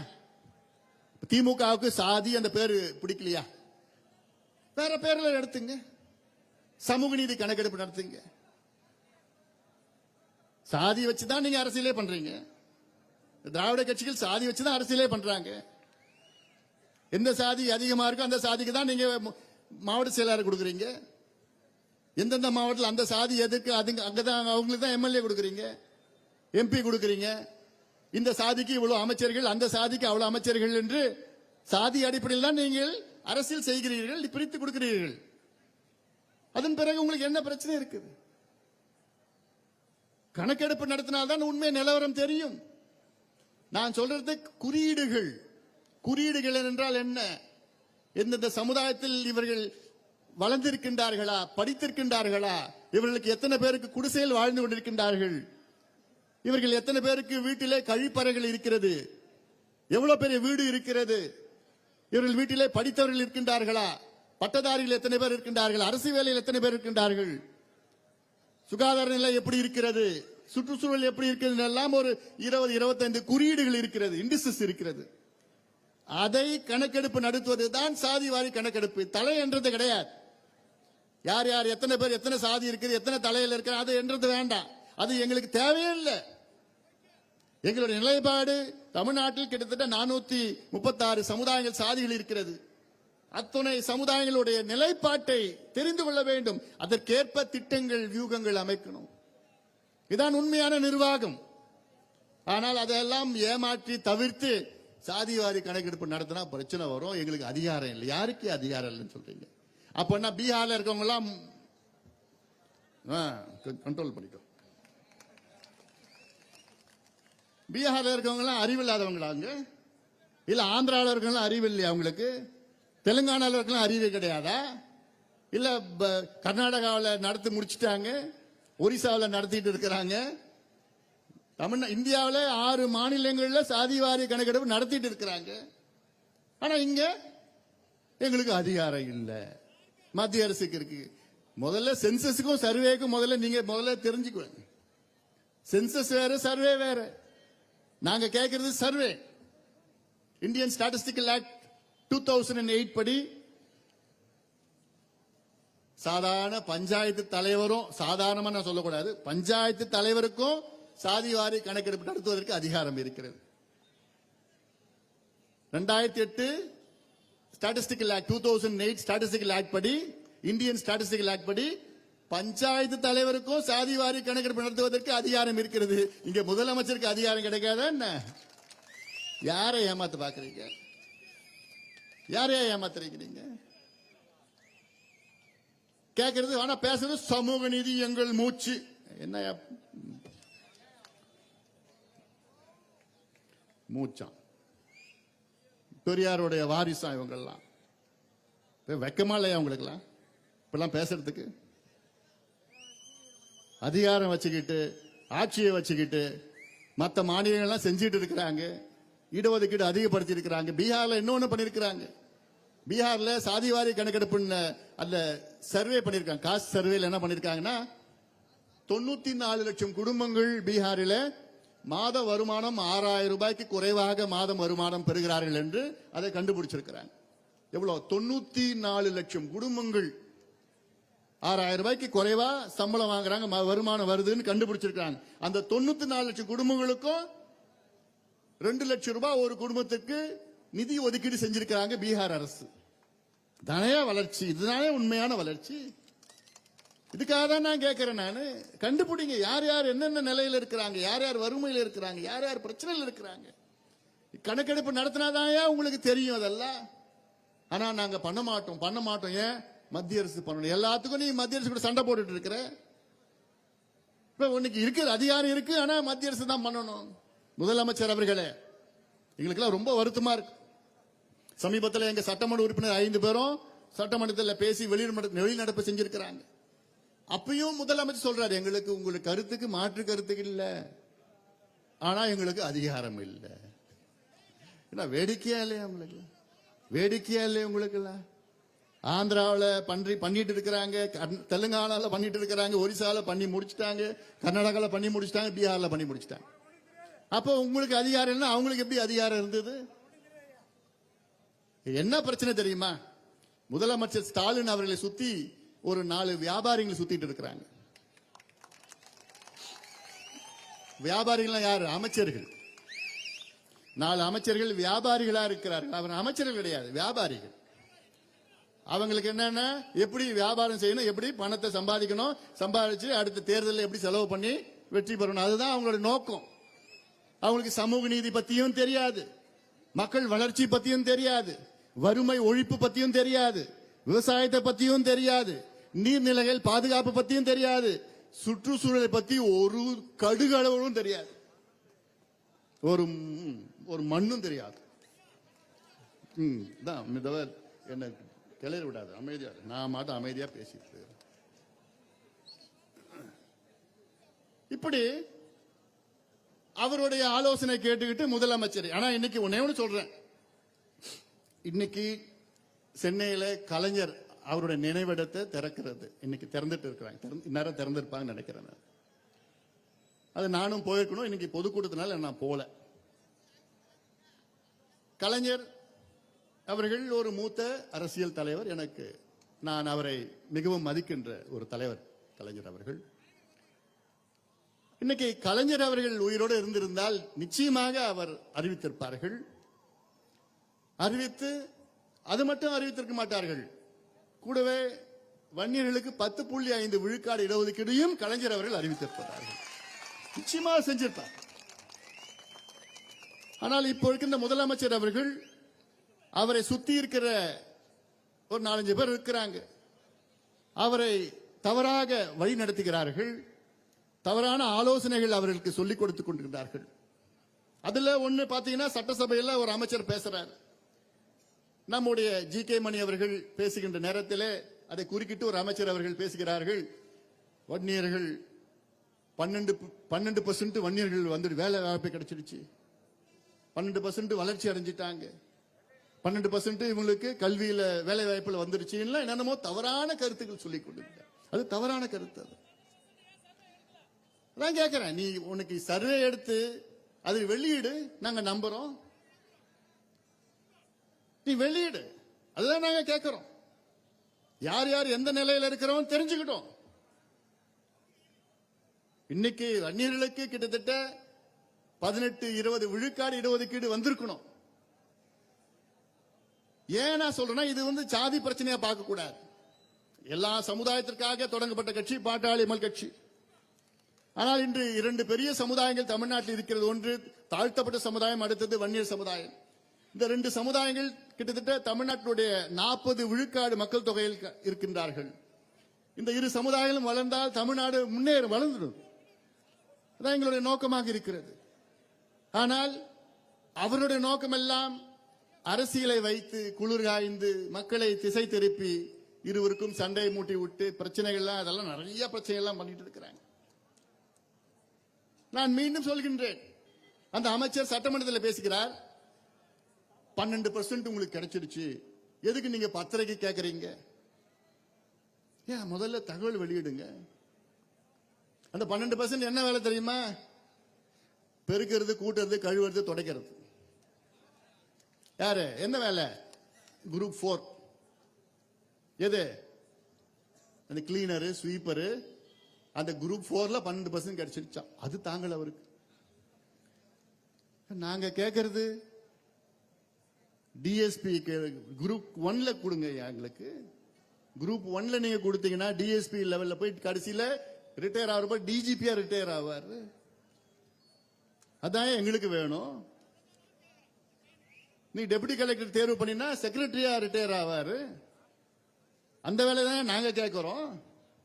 ஏன் அதெல்லாம் நாங்க வரக்கூடாதா?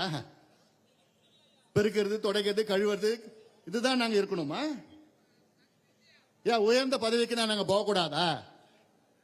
அது எண்ணம் பாரு, அவரு எப்படிப்பட்ட எண்ணம். அது பேசுறது எப்படி? இன்னும் தரவுகளே வரலன்னு சொல்லிட்டு இருக்கிறாங்க. உச்சநீதிமன்றம் தீர்ப்பு வழங்கி 2 ஆண்டுகள் ஆகிறது. என்கிட்ட மட்டும் ஆட்சி இருந்ததுன்னா எவ்வளவு நல்ல தரவுகள் வெளியே கொண்டு வர முடியும் தெரியுமா?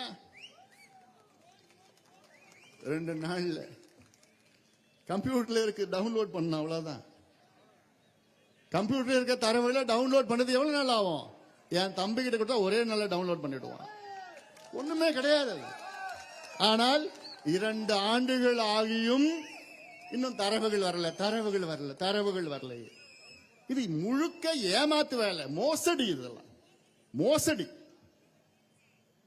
அதனால இதெல்லாம் நீங்க சமூக நீதினு தயவு செய்து திமுக சமூக நீதியின் வார்த்தை உங்க வாயில இனி வரக்கூடாது. திமுக காரங்க வாயில வரக்கூடாது. ஏன்னா சமூக நீதிக்கும் உங்களுக்கும் சம்பந்தமே கிடையாது. சமூக நீதி பற்றி பேசுவதற்கு லாய்க்கற்றவர்கள் நீங்கள். ஏன்னா இன்னைக்கு எவ்வளவு பிரச்சனைகள் இருக்கிறது. அது பத்தி சமூக நீதி பத்தி பேசி என்ன சம்பந்தம் உங்களுக்கு இருக்கு? சமூக நீதி உண்மையான பிரச்சனை. ஏன்னா நான் அன்னைக்கு கூட சொன்னேன், கணக்கெடுப்பு நடத்துவதற்கு உங்களுக்கு என்ன தயக்கம்? தெருவில் போற நாயங்கள்லாம் கணக்கெடுப்பு நடத்துறீங்க, ரோட்ல திரிகிற மாடுகள் எல்லாம் கணக்கெடுப்பு நடத்துறீங்க. எத்தனை மாடு ரோட்ல திரியுது, எத்தனை நாய்கள் திருநாய்கள் இருக்கிறதுன்னு அதெல்லாம் கணக்கெடுப்பு நடத்துறீங்க. சைனாவில் எத்தனை பறவைகள் வருது, ரஷ்யாவில் எத்தனை பறவைகள் வருது, அதெல்லாம் கணக்கெடுப்பு நடத்துறீங்க. ஆனா இங்க மனுஷன் எப்படி இருக்கிறான்னு அந்த கணக்கெடுப்பு நடத்துவதற்கு உங்களுக்கு எல்லாம் திராணி கிடையாது. என்ன நிர்வாகம் பண்றீங்க நீங்க எல்லாம்? இது விஞ்ஞான உலகம். நமக்கு டேட்டா வேண்டும், சயின்டிபிக் டேட்டா வேண்டும். நீங்க பட்ஜெட்டை போட்டீங்க. இப்போ சமீபத்தில் ஒரு பட்ஜெட்டை போட்டாங்க, 19ஆம் தேதி தமிழக பட்ஜெட். ஆனா நம்ம அதற்கு ஒரு வாரத்துக்கு முன்பு நம்ம பட்ஜெட்டை போட்டோம். என்ன பட்ஜெட்? பாட்டாளி மக்கள் கட்சியினுடைய 22வது நிழல் நிதிநிலை அறிக்கை வெளியிட்டோம். 22வது. எப்போ உண்மையான பட்ஜெட் போட வைப்பீங்க? கேட்கல. எப்போ? 26லயா? சரி, பார்க்கலாம்.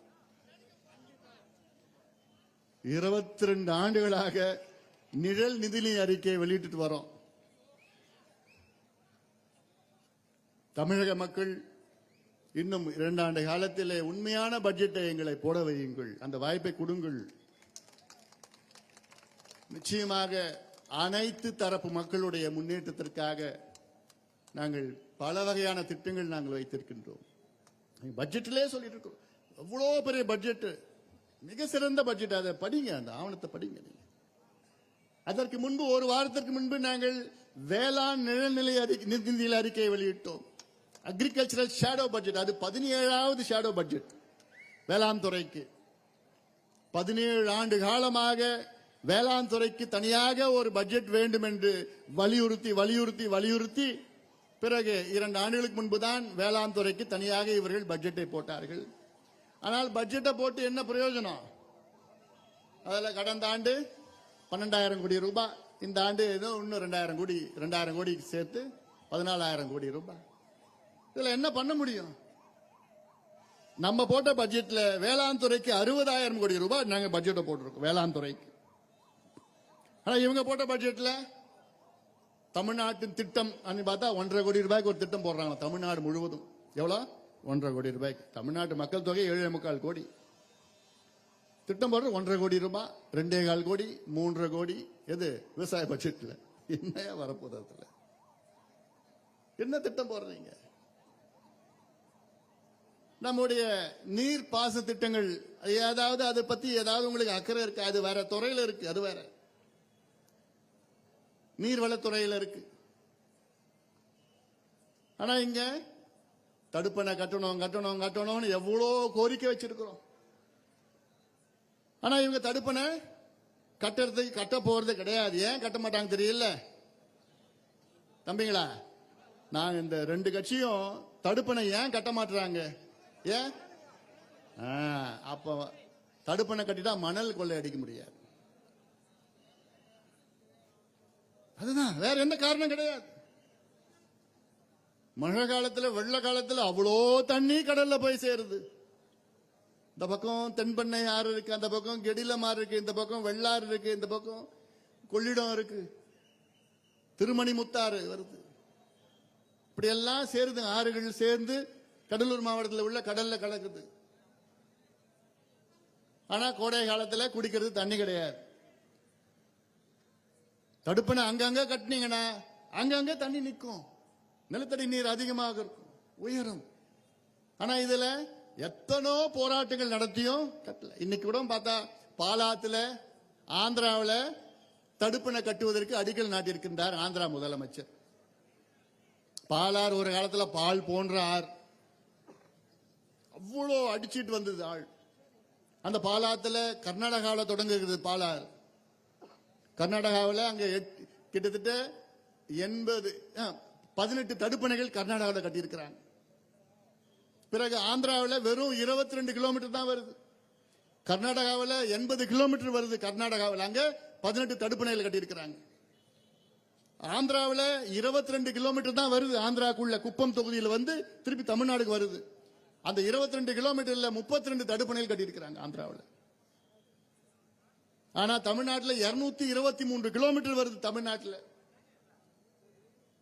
பில்லூர்னு ஆந்திரா எல்லையில தொடங்கி சதுரங்கப்பட்டினம் சதராஸ் அங்க பகுதியில் கடல்ல கலக்குது பாலார். எவ்வளவு தடுப்பணை திறமை அவங்க கட்டியிருக்கிறாங்க இந்த ரெண்டு கட்சிகளும் சேர்ந்து. எவ்வளவு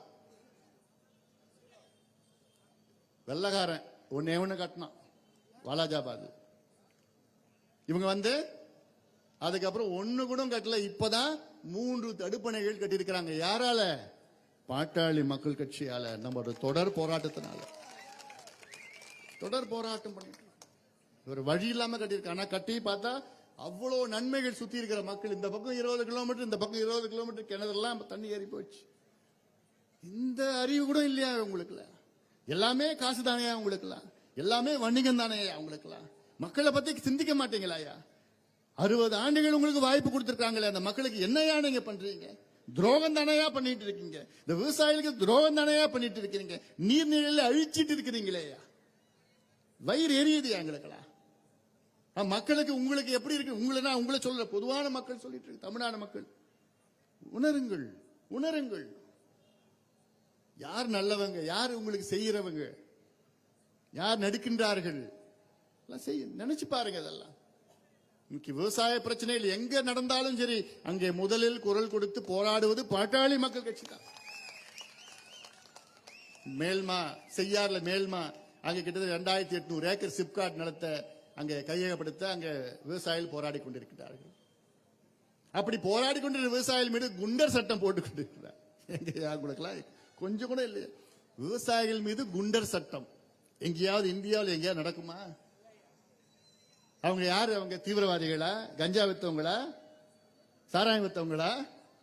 விவசாயிகள் அவங்கெல்லாம். அவங்க மண்ணை அழிக்க கூடாதுன்னு போராடிட்டு இருக்கிறாங்க. அவங்க மேல நீங்க போய் குண்டர் சட்டம் போட்டு இருக்கீங்களா? அவங்க எல்லாம் நீங்க என்ன சொல்றது? உங்களெல்லாம்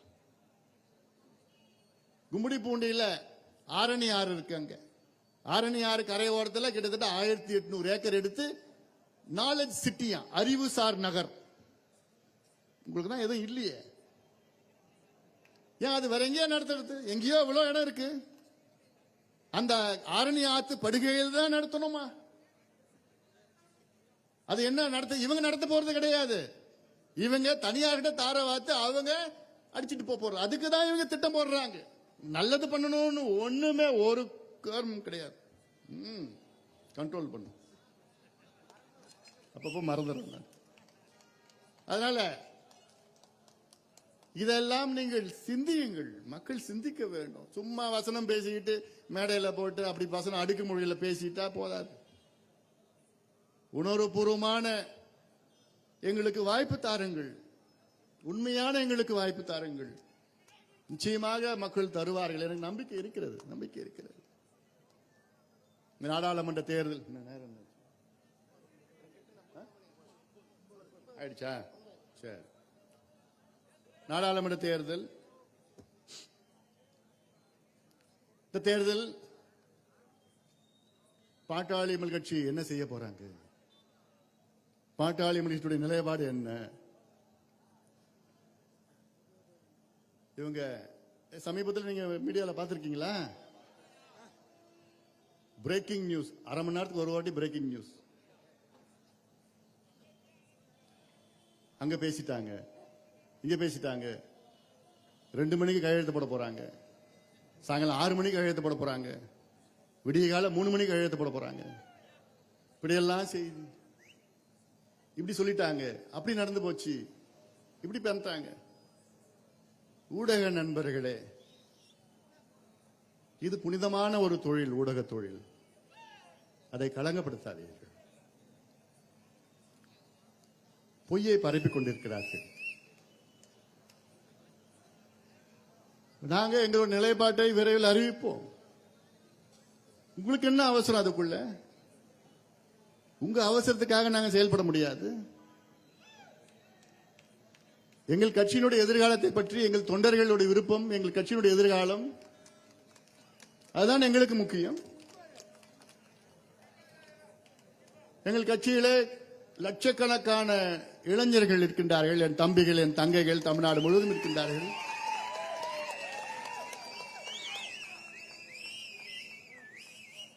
அதுல சில ஊடகம் இவ்வளவு பேசிட்டாங்க, இவ்வளவு பேரம் பேசிட்டாங்க.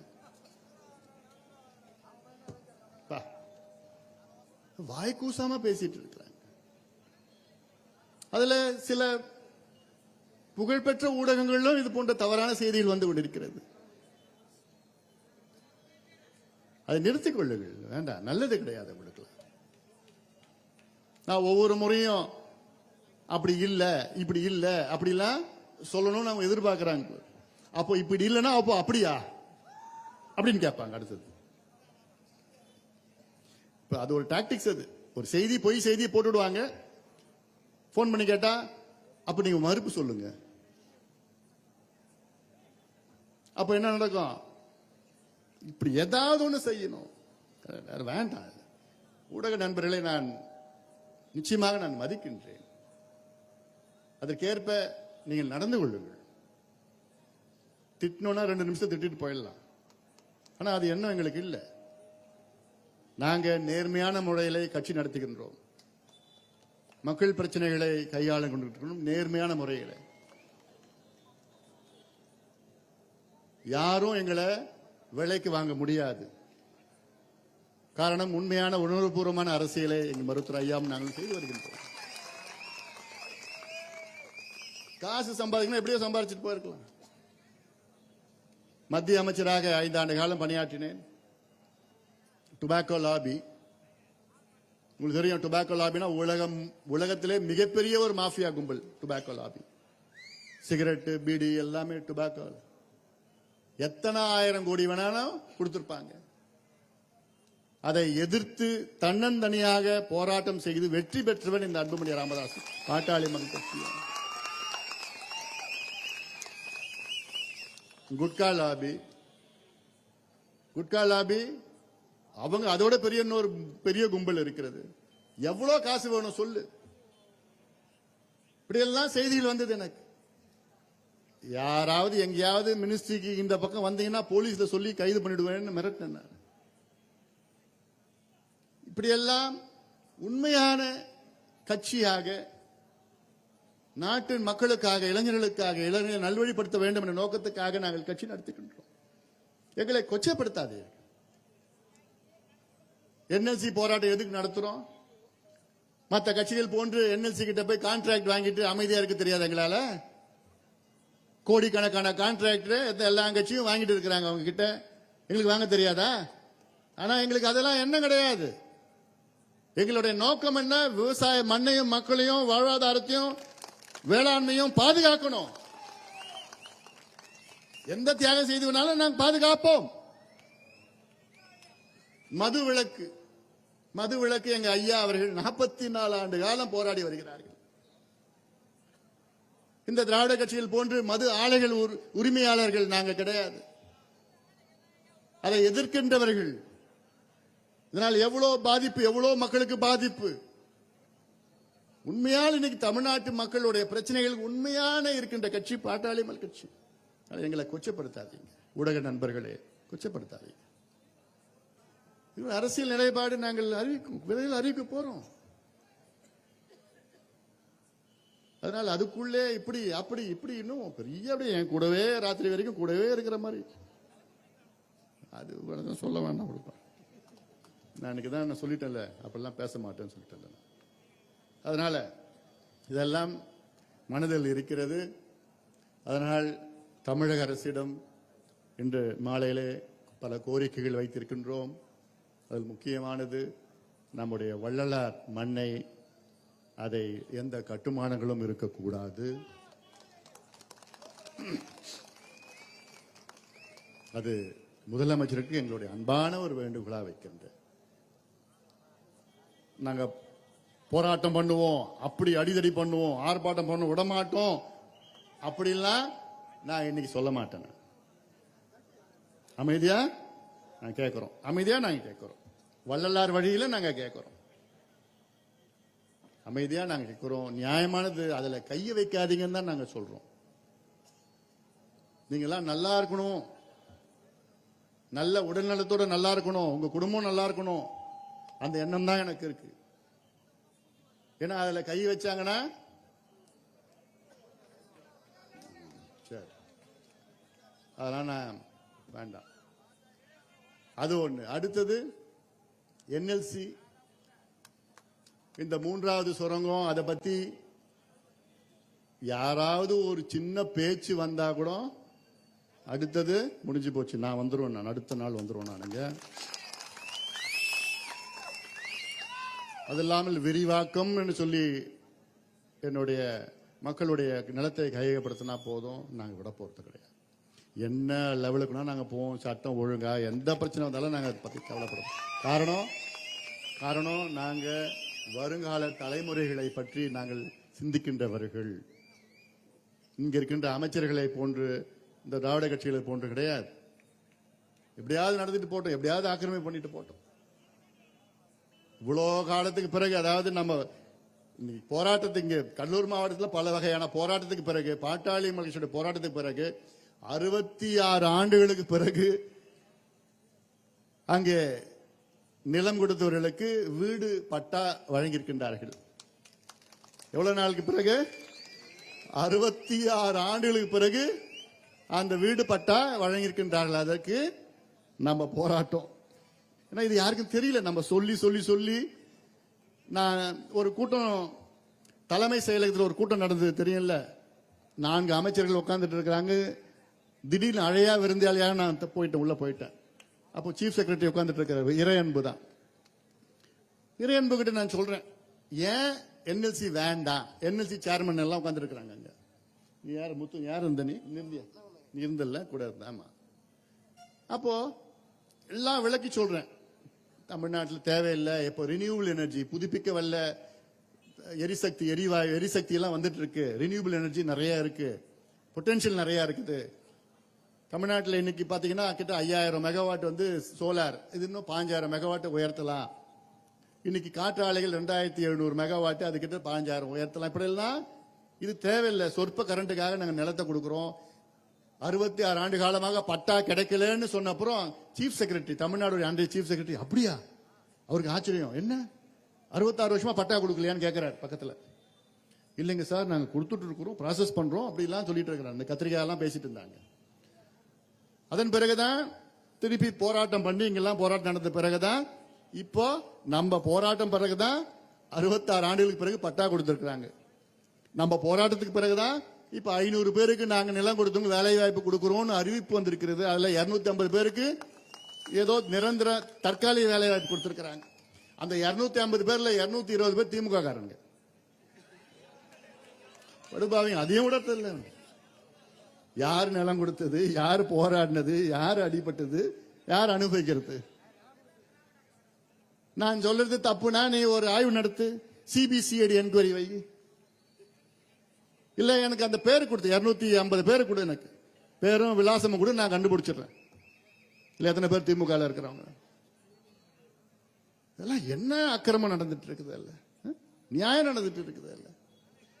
அதனால இது என்எல்சி, இன்னைக்கும் என்னுடைய நிலைப்பாடு, என்எல்சி வெளியேறு. தேவைகள் தேவையில்லை. இல்ல நீ சோலார போட்டு விட்டு, 40,000 ஏக்கர் இருக்குல்ல, 40,000 ஏக்கர்ல நீ சோலார் பிளான்ட் போட்டு விட்டுட்டு, அதுல 5 ஏக்கர்ல 1 மெகாவாட் போடலாம்.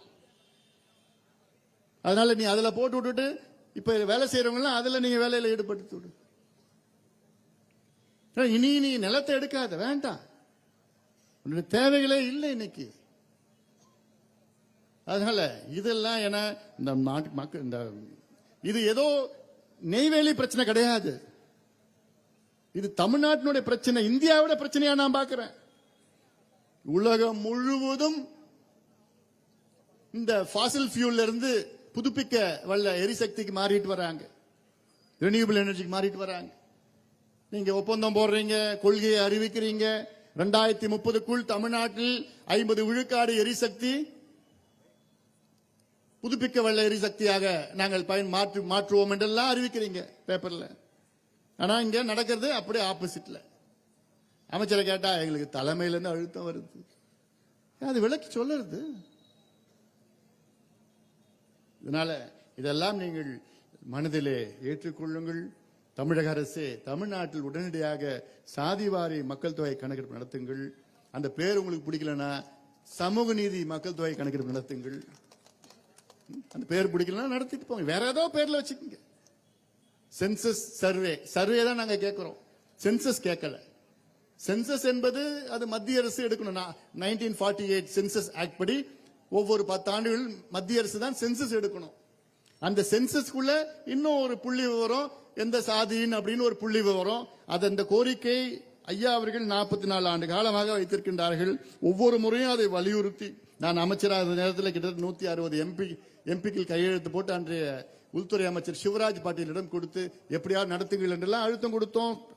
பிரச்சாரம் எல்லாம் பண்ணோம், பிரச்சனைகள்லாம் பண்ணோம், எல்லாம் பண்ணோம். ஆனா இப்போ அது கூட தேவையில்லை. இன்னைக்கு இந்தியன் ஸ்டாட்டிஸ்டிக்கல் ஆக்ட் 2008 படி தான் பீகார்ல அங்கே சர்வே பண்ணிருக்கிறாங்க. அந்த சர்வே அடிப்படையில் தான் பீகார்ல இடஒதுக்கீடு அதிகப்படுத்தியிருக்கிறாங்க.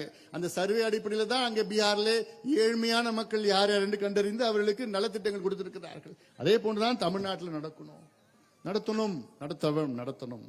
அதனால அது மட்டும் இல்ல, வன்னியர்களுக்கு 10.5 விழுக்காடு இடஒதுக்கீடு உடனடியாக அறிவியுங்கள் முதலமைச்சர் அவர்களே, அறிவியுங்கள். சமூக நீதி பிரச்சனை, சாதி பிரச்சனை கிடையாது, சமூக நீதி பிரச்சனை இதுல. அதனால இதையெல்லாம் நீங்கள் கணக்கில் எடுத்துக்கொண்டு மக்களுக்கு நல்லது செய்யுங்கள். கடலூர் மாவட்டத்தில் உள்ள அனைத்து ஆறுகளிலும் ஒவ்வொரு 10 கிலோமீட்டர் தொலைவிலே தடுப்பணைகளை கட்டுங்கள். ஒவ்வொரு 10 கிலோமீட்டர்ல தடுப்பணைகளை கட்டுங்கள். இது அவசியமானது. காலநிலை மாற்றம், பருவநிலை மாற்றம் வரும் காலத்திலே மிக மோசமான சூழலை நாம் எதிர்கொள்ள இருக்கின்றோம். மிக மோசமா இருக்க போகுது. அதை இப்பொழுதே நம்முடைய தடுப்பு முன்னெச்சரிக்கை நடவடிக்கைகள் எடுக்க வேண்டும். இதெல்லாம் தொடர்ந்து நாங்கள் பாட்டாளி மக்கள் கட்சி மட்டும்தான் வலியுறுத்தி வருகிறது. வேற எந்த கட்சிக்கும் அதை பத்தி தெரிய கூட இல்லை, அதை பத்தி பேசக்கூட இல்லை. அதனால இதையெல்லாம் தமிழ்நாட்டு மக்களுடைய நன்மைக்காக நாங்கள் சொல்கின்ற அத்துணை திட்டங்களும் நன்மைக்காக நாங்கள் சொல்கின்றோம். ஏன்னா இப்ப சமீபத்தில் பட்ஜெட்டை நீங்க போட்டீங்க, அந்த பட்ஜெட்டை பத்தி பேசணும்னா எனக்கு அது 1 மணி நேரம் ஆகும். ஆனா இப்போ நீங்க வீடு கிளம்புற நேரம் ஆயிடுச்சு. அந்த பட்ஜெட்ல எவ்வளவு இங்க பட்ஜெட்டை போட்டாங்க, அதுல எவ்வளவு மொத்தம் பட்ஜெட் பார்த்தீங்கன்னா 3,60,000 கோடிக்கு மொத்தம் பட்ஜெட்டை போட்டாங்க. அதுல நிதி பற்றாக்குறை பாத்தீங்கன்னா 1,08,000 கோடி நிதி பற்றாக்குறை, பிஸ்கல் டெபிசிட். அதுல ரெவன்யூ டெபிசிட் எவ்வளவுன்னு பாத்தீங்கன்னா கிட்டத்தட்ட அது 49,000 கோடி ரெவன்யூ டெபிசிட். அதனால அதுல சொந்த நிதி, அதாவது tax revenue, Tamil Nadu own tax revenue அப்படின்னு பாத்தீங்கன்னா இவங்க கணக்கு வச்சாங்க 1,90,000 கோடி கணக்கு வச்சாங்க. ஆனா வந்தது 1,70,000 கோடி. அதனால அதுவும் ஒண்ணும் இல்லை. ஆக இப்படி எல்லாம் நிறைய இருக்கு. ஆனா ஆக மொத்தம் கடன் எவ்வளவு வாங்கியிருக்கிறாங்க தமிழக அரசு? 8,33,000 கோடி. இப்போ மொத்தம் நேரடி கடன் 8,33,000 கோடி. அந்த 8,30,000 கோடியில 3,30,000 கோடி இந்த 3 ஆண்டுகள்ல வாங்கியிருக்கிறாங்க திமுக. நினைச்சு பாருங்க, கிட்டத்தட்ட 76வது ஆண்டு. இந்த 76வது ஆண்டுல இவங்க ஆட்சி வருவதற்கு முன்பாக 5,5 லட்சம் கோடி கடன், தமிழ்நாட்டினுடைய நேரடி கடன். இவங்க ஆட்சிக்கு வந்து 3 ஆண்டுகள்ல 8,30,000 கோடி கடன், கிட்டத்தட்ட 3,4 லட்சம் கோடி கடன்ல இவங்க வாங்கியிருக்கிறாங்க. சரி, வாங்கினே என்ன பண்ண? இவங்க சொல்ற பட்ஜெட் இருக்குது 3,60,000 கோடி பட்ஜெட்டை போட்டு இருக்கிறாங்க மொத்தம். அந்த மொத்தம் பட்ஜெட்ல கட்டுமானங்களுக்கு எவ்வளவு தெரியுமா ஒதுக்கீடு செஞ்சிருக்கிறாங்க? வெறும் 47,000 கோடி. கேபிட்டல் எக்ஸ்பெண்டிச்சர் சொல்றது, இன்ஃப்ராஸ்ட்ரக்சர் பில்டிங். வெறும் 3 லட்சம் கோடியில வெறும் 47,000 கோடி தான் கட்டுமானத்திற்கு. இந்த ஒரு வருஷம் மட்டும் 1,57,000 கோடி கடனை வாங்குறவாங்க திட்டமிட்டு இருக்காங்க. 1,57,000 கோடி. அப்புறம் என்னையா நிர்வாகம் பண்ணிட்டு இருக்க நீ? நிர்வாகம் பண்ண தெரியலன்னா விட்டுட்டு போ, எங்க கிட்ட விட்டுட்டு போ. கேட்டா மத்திய அரசு கொடுக்கல, மெட்ரோவுக்கு கொடுக்கல, டான்ஜெட் கோக்குன்னு 17,000 கோடி நாங்க மத்திய அரசு நாங்க காசு கட்டணும். கடந்த ஆண்டு கரண்ட் பில்லை ஏத்தன,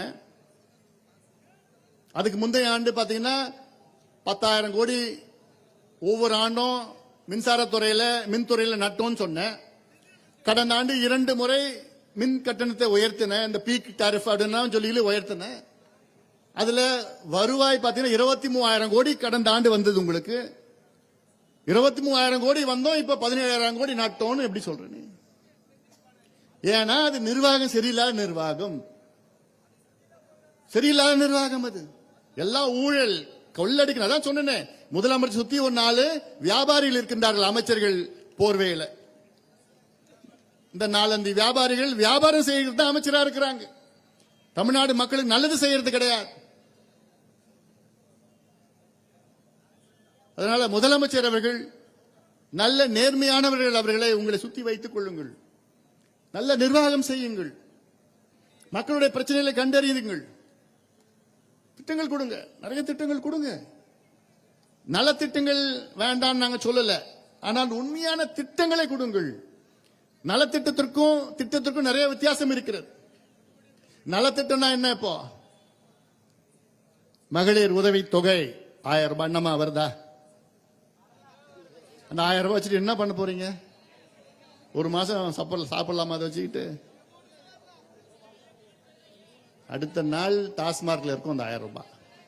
அடுத்த நாள் அன்னைக்கே இருக்குமா? அதான் அன்னைக்கே. ஒரு திட்டம்னா கோடிக்கணக்கான மக்களுக்கு உதவி வேண்டும். இந்த திட்டம், இந்த கோடிக்கணக்கான மக்களுடைய வாழ்க்கை தரம் உயர வேண்டும். அதுதான் உண்மையான திட்டம். ஒரு உதாரணம் நான் சொல்றேன். 108 ஆம்புலன்ஸ் என்பது ஒரு திட்டம். இப்போ போச்சு, இந்த பக்கம் போச்சு. அது திட்டம். இந்த திட்டம்னால கோடிக்கணக்கான மக்களுடைய உயிர் காப்பாற்றப்பட்டிருக்கிறது. தேசிய கிராமப்புற சுகாதார திட்டம், நேஷனல் ரூரல் ஹெல்த் மிஷன், உலக அளவில் மிகப்பெரிய பொது சுகாதார திட்டம் என்று ஐநா சபை பாராட்டி இருக்கிறது. இந்த திட்டம், இந்த திட்டத்தை கொண்டு வந்தது பாட்டாளி மக்கள் கட்சி, இந்தியாவுக்கு கொண்டு வந்தது பாட்டாளி மக்கள் கட்சி. இந்த திட்டத்தினால் என்ன நடந்தது? இந்தியாவில் 10 ஆண்டுகளில் தாய் இறப்பு விகிதம் 50 விழுக்காடு குறைக்கப்பட்டிருக்கிறது. தாய் இறப்பு விகிதம், மெட்டர்னல் மார்டாலிட்டி ரேட் 50% ரிடக்ஷன் இன் மெட்டர்னல் மார்டாலிட்டி ரேட். எதனால? பாட்டாளி மக்கள் கட்சி கொண்டு வந்த தேசிய கிராமப்புற சுகாதார திட்டத்தினால் குழந்தை இறப்பு விகிதம் 55 விழுக்காடு குறைக்கப்பட்டிருக்கிறது. 55% ரிடக்ஷன். இதுதான் வாழ்க்கை தரத்தை உயர்த்துவது. இதுதான் திட்டம். ஸ்டாலின் அவர்கள் சொல்லுவது, நாங்க 1000 ரூபாய் திட்டம் கொண்டு வந்தோம், 6000 ரூபாய் கொடுத்தோம், 2000 ரூபாய் கொடுத்தோம், அது கொடுத்தோம், இது என்ன கொடுத்தீங்க? அதெல்லாம் எங்க இருக்கும்? டாஸ்மாக் கடையில இருக்க போகுது. அது திட்டம் கிடையாது. சரி, நான் கேட்கிறேன், முடிச்சிடறேன். நான் கேட்கிறேன், சமூக நீதி பத்தி நீங்க பேசுறீங்க. சமூக நீதி எங்கள் மூச்சு அப்படிலாம் அந்த வாசனெல்லாம் நாங்க திருப்பி பேசிட்டு இருக்கீங்க. நான் கேட்கிறேன், தமிழ்நாட்டில் இவ்வளவு முதலமைச்சர்கள் வந்தார்கள், ஏதாவது ஒரு முதலமைச்சர் மனதார இந்த சமுதாயம் பின்தங்கி இருக்கிறது, இந்த சமுதாயம் ஏழ்மையில் இருக்கிறது, இந்த சமுதாயம் வறுமையில் இருக்கிறது, இந்த சமுதாயத்தை எப்படியாவது உயர்த்த வேண்டும் என்று மனதார அவர்களாகவே முன் வந்து இடஒதுக்கீடு யாருக்காவது கொடுத்தார்களா? நான் கேட்கிறேன், எந்த முதலமைச்சராவது தமிழ்நாட்டில் அவர்கள் முன் வந்து இந்த சமுதாயம் தாழ்ந்து இருக்கிறது, சமுதாயம் பாவமா இருக்கு எனக்கு பார்க்கிறதுக்கு, இந்த சமுதாயம் இடஒதுக்கீடு கொடுத்தா முன்னேறும் என்று தானாக ஏதாவது ஒரு முதலமைச்சர் முன் வந்து இடஒதுக்கீடு கொடுத்தார்களா? போராடி தமிழ்நாட்டில் இதுவரை கிடைத்த இடஒதுக்கீடு எல்லாம் போராடி பெற்றதுதான். அப்புறம் என்னையா சமூக நீதி கத்திரிக்காய் பத்தி நீங்க பேசுறீங்க? என்னமோ இவங்க அப்படியே கொடுத்துட்டாங்களாம். எப்படி கொடுத்தீங்க? உயிரை இழந்து காவல்துறையில் அடிபட்டு உதப்பட்டு வழக்குகளை பெற்று ஆயிரக்கணக்கான போராட்டங்களை நடத்தி அடிபட்டு பெற்றதுதான் இடஒதுக்கீடு. சமூக நீதி பற்றி பேசுவதற்கு உங்களுக்கு தகுதி கிடையாது. நீங்களாகவே முன் வந்து இடஒதுக்கீடு கொடுத்தா உங்களுக்கு சல்யூட் அடிப்பேன். ஆனா அப்படி யாரும் பண்ணலையே. நீங்க இந்தியாவுக்கு யார் சுதந்திரம் கொடுத்தா? யாரு நம்ம சொல்றோம். ஆனா இவங்க சொல்றது பார்த்தா இப்ப வெள்ளக்காரங்க தானா அப்படியே சுதந்திரம் கொடுத்துட்டாங்களா? 100 ஆண்டுகள் போராட்டத்துக்கு பிறகுதான், அதன் பிறகு காந்தி அவர்கள் வந்தார். அவர் தலைமையில எத்தனையோ போராட்டத்துக்கு பிறகுதான் வெள்ளையர்கள் வேற வழி இல்லை அப்படின்னு கொடுத்துட்டு போனான். வெள்ளக்காரங்க ஐயோ இந்தியர்கள் பாவம், அவங்களுக்கு சமூக நீதி, அவங்களுக்கு விடுதலை கொடுத்துறோம்னு யாரும் கொடுக்கல. அதே போன்றுதான் தமிழ்நாட்டை ஆட்சி செய்தவர்கள் எல்லாமே அந்த நிலையில் தான். யாரும் ஆசையா அவங்க உணர்வுபூர்வம் முன் வந்து நான் கொடுக்கிறேன்னு யாரும் சொல்லல. இந்தியாவில் ஒரே ஒரு கட்சி மட்டும்தான் தானாக முன் வந்து இடஒதுக்கீடு வழங்கி இருக்கிறது. எந்த கட்சி? பாட்டாளி மக்கள் கட்சி. பாட்டாளி மக்கள் கட்சி. நான் மத்திய சுகாதாரத்துறை அமைச்சராக இருந்த நேரத்தில் எங்கள் ஐயாவுக்கு ஒரு கோரிக்கை வைத்தார்கள். அவ்வளவுதான். ஒரு கடிதம் எழுதினாங்க. என்னன்னு, இந்தியாவில் உள்ள மருத்துவ கல்வியில ஆல் இண்டியா கோட்டாவில் தாழ்த்தப்பட்ட சமுதாயத்துக்கு 20 ஆண்டுகள் இடஒதுக்கீடு இல்லை, எப்படியாவது வழங்குகள் என்று ஐயாவுக்கு ஒரு கடிதம் எழுதினாங்க.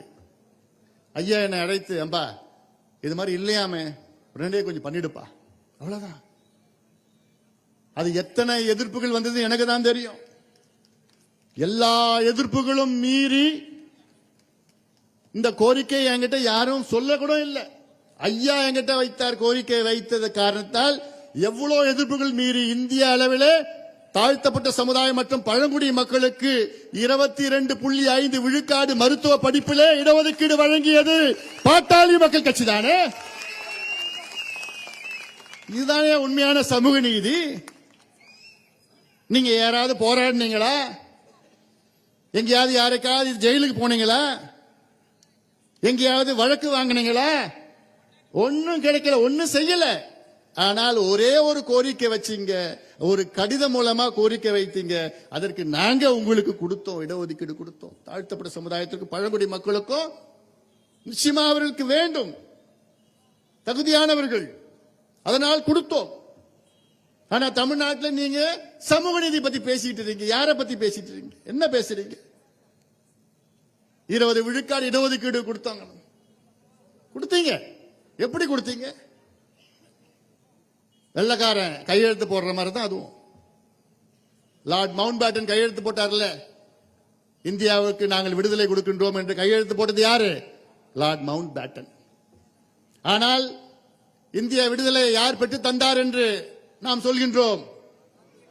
மகாத்மா காந்தி அவர்கள். அதே போன்றுதான் லார்ட் மவுண்ட் பேட்டன் ஸ்தானத்தில் திமுக அரசு, மகாத்மா காந்தி ஸ்தானத்திலே நம்முடைய மருத்துவர் ஐயா அவர்கள். அதற்கு எத்தனை உயிர்களை நாம் இழந்தோம், எத்தனை உயிர்களை இழந்தோம். நீங்க உண்மையிலேயே உங்களுக்கு சமூக நீதி மீது அக்கறை இருந்தால் எந்த உயிரிழப்பும் இல்லாம, எந்த வழக்கும் இல்லாம, எந்த போராட்டம் இல்லாம நீங்களே அழைச்சி நாங்க கொடுக்கிறோம், இடஒதுக்கீடு உங்களுக்கு கொடுக்கிறோம், நீங்க பின்தங்க இருக்கிறீங்க. வன்னிய சமுதாயத்தை மட்டும் இல்லை, எல்லா சமுதாயத்தையும் நான் சொல்றேன். அதற்காகத்தான் சாதிவாரி மக்கள் தொகை கணக்கெடுப்பு நடத்துங்கன்னு நான் சொல்றேன். நான் அது கூடமா உங்களுக்கு புரிஞ்சுக்கல, அது கூடமா தெரியல உங்களுக்கு. அதனால இதெல்லாம் நீங்கள் தெரிந்து கொள்ளுங்கள். தமிழக அரசே, முதலமைச்சர் அவர்களே, அதை மீண்டும் மீண்டும் சொல்கின்றேன், இதெல்லாம் செயல்படுத்துங்கள். இன்னைக்கு மீன் சொல்ற கலைஞர் அவர்களுடைய நினைவகத்தை திறக்கின்ற இந்த தருணம் உங்களுக்கு தெரியும் என்ன நடந்ததுன்னு தெரியும். அன்னைக்கு பாட்டாளி கட்சி ஒரு வழக்கு போட்டது நீதிமன்றத்தில். மெரினா கடற்கரையில் யாருமே அடக்கம் செய்யக்கூடாதுன்னு வழக்கு போட்டது. கலைஞர் அவர்கள் மறைவுக்கு பின்ன அந்த வழக்கு இரவு 10 மணிக்கு வழக்கறிஞர் பாலு அவர்கள் எனக்கு தொலைபேசியில் தொடர்பு கொண்டு, ஐயா அந்த வழக்கு வந்திருக்கு, கலைஞர் அவர்களை மெரினா கடற்கரை அடக்கம் செய்யணும், திமுக அதை விரும்புகிறார்கள், ஆனா அந்த வழக்கு தான், நம்ம போட்ட வழக்கு தான் தடையா இருக்கு, ஐயா போன் பண்ண, ஐயா படுத்துட்டாரு, என்ன பண்ணலான்னு என்கிட்ட கேட்டார் பாலு. நான் ஒரு செகண்ட் கூட யோசிக்கல. பாலு, அந்த வழக்கை திரும்ப பெறுங்க. ஒரு செகண்ட் கூட யோசிக்கல நான். பாலு சொன்னார், ஐயா காலைல ஐயா எழுந்த உடனே ஏதாவது சொல்லுவாருன்னா, பாலு ஐயா கிட்ட நான் சொல்லிக்கிறேன், உடனடியாக நீங்க வழக்கை திரும்ப பெறுங்க. இவ்வளவு பெருந்தன்மையா நம்ம இருந்திருக்கிறோம், இவ்வளவு பெருந்தன்மையா நம்ம இருக்கிறோம்.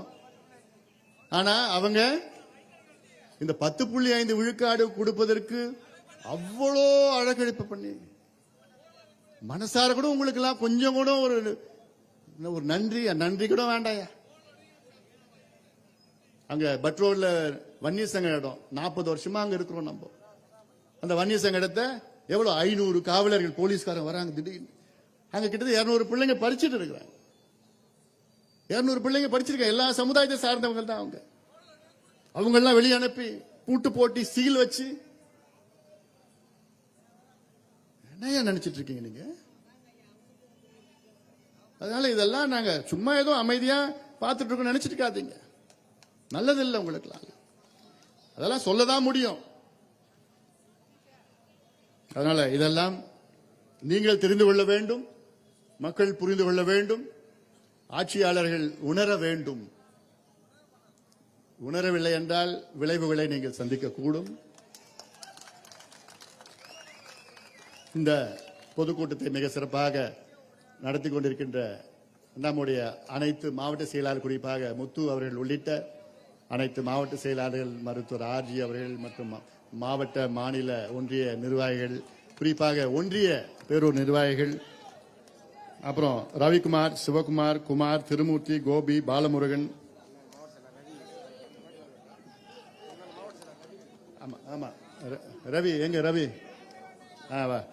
முன்னாள் மாவட்ட செயலர் தம்பி ரவி அவர்கள் உள்ளிட்ட இந்த கூட்டத்தை மிக சிறப்பாக நடத்தி கொண்டிருக்கிற அத்துணை நிர்வாகிகளுக்கும் என்னுடைய நெஞ்சார்ந்த வாழ்த்துக்கள், பாராட்டுகள், நன்றியை தெரிவிக்கின்றேன். என் தம்பிங்கிட்ட ஒரு அன்பான ஒரு வேண்டுகோள், அமைதியா நீங்க போனோம், வீட்டுக்கு போய் பத்திரமா சேரணும்.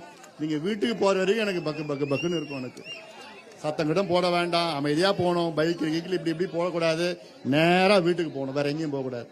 சரியா? ஏன்னா நீங்க எல்லாம் எனக்கெல்லாம் விலை மதிக்க முடியாத சொத்துக்கள். நீங்க எல்லாம் நீங்க எல்லாமே பத்திரமா பாதுகாப்பாக இருக்கணும். அதான் என்னுடைய ஆசை, என்னுடைய விருப்பம். நன்றி. நன்றி உரை சுதாகர், ஒன்றிய செயலாளர் சுதாகர். நன்றி.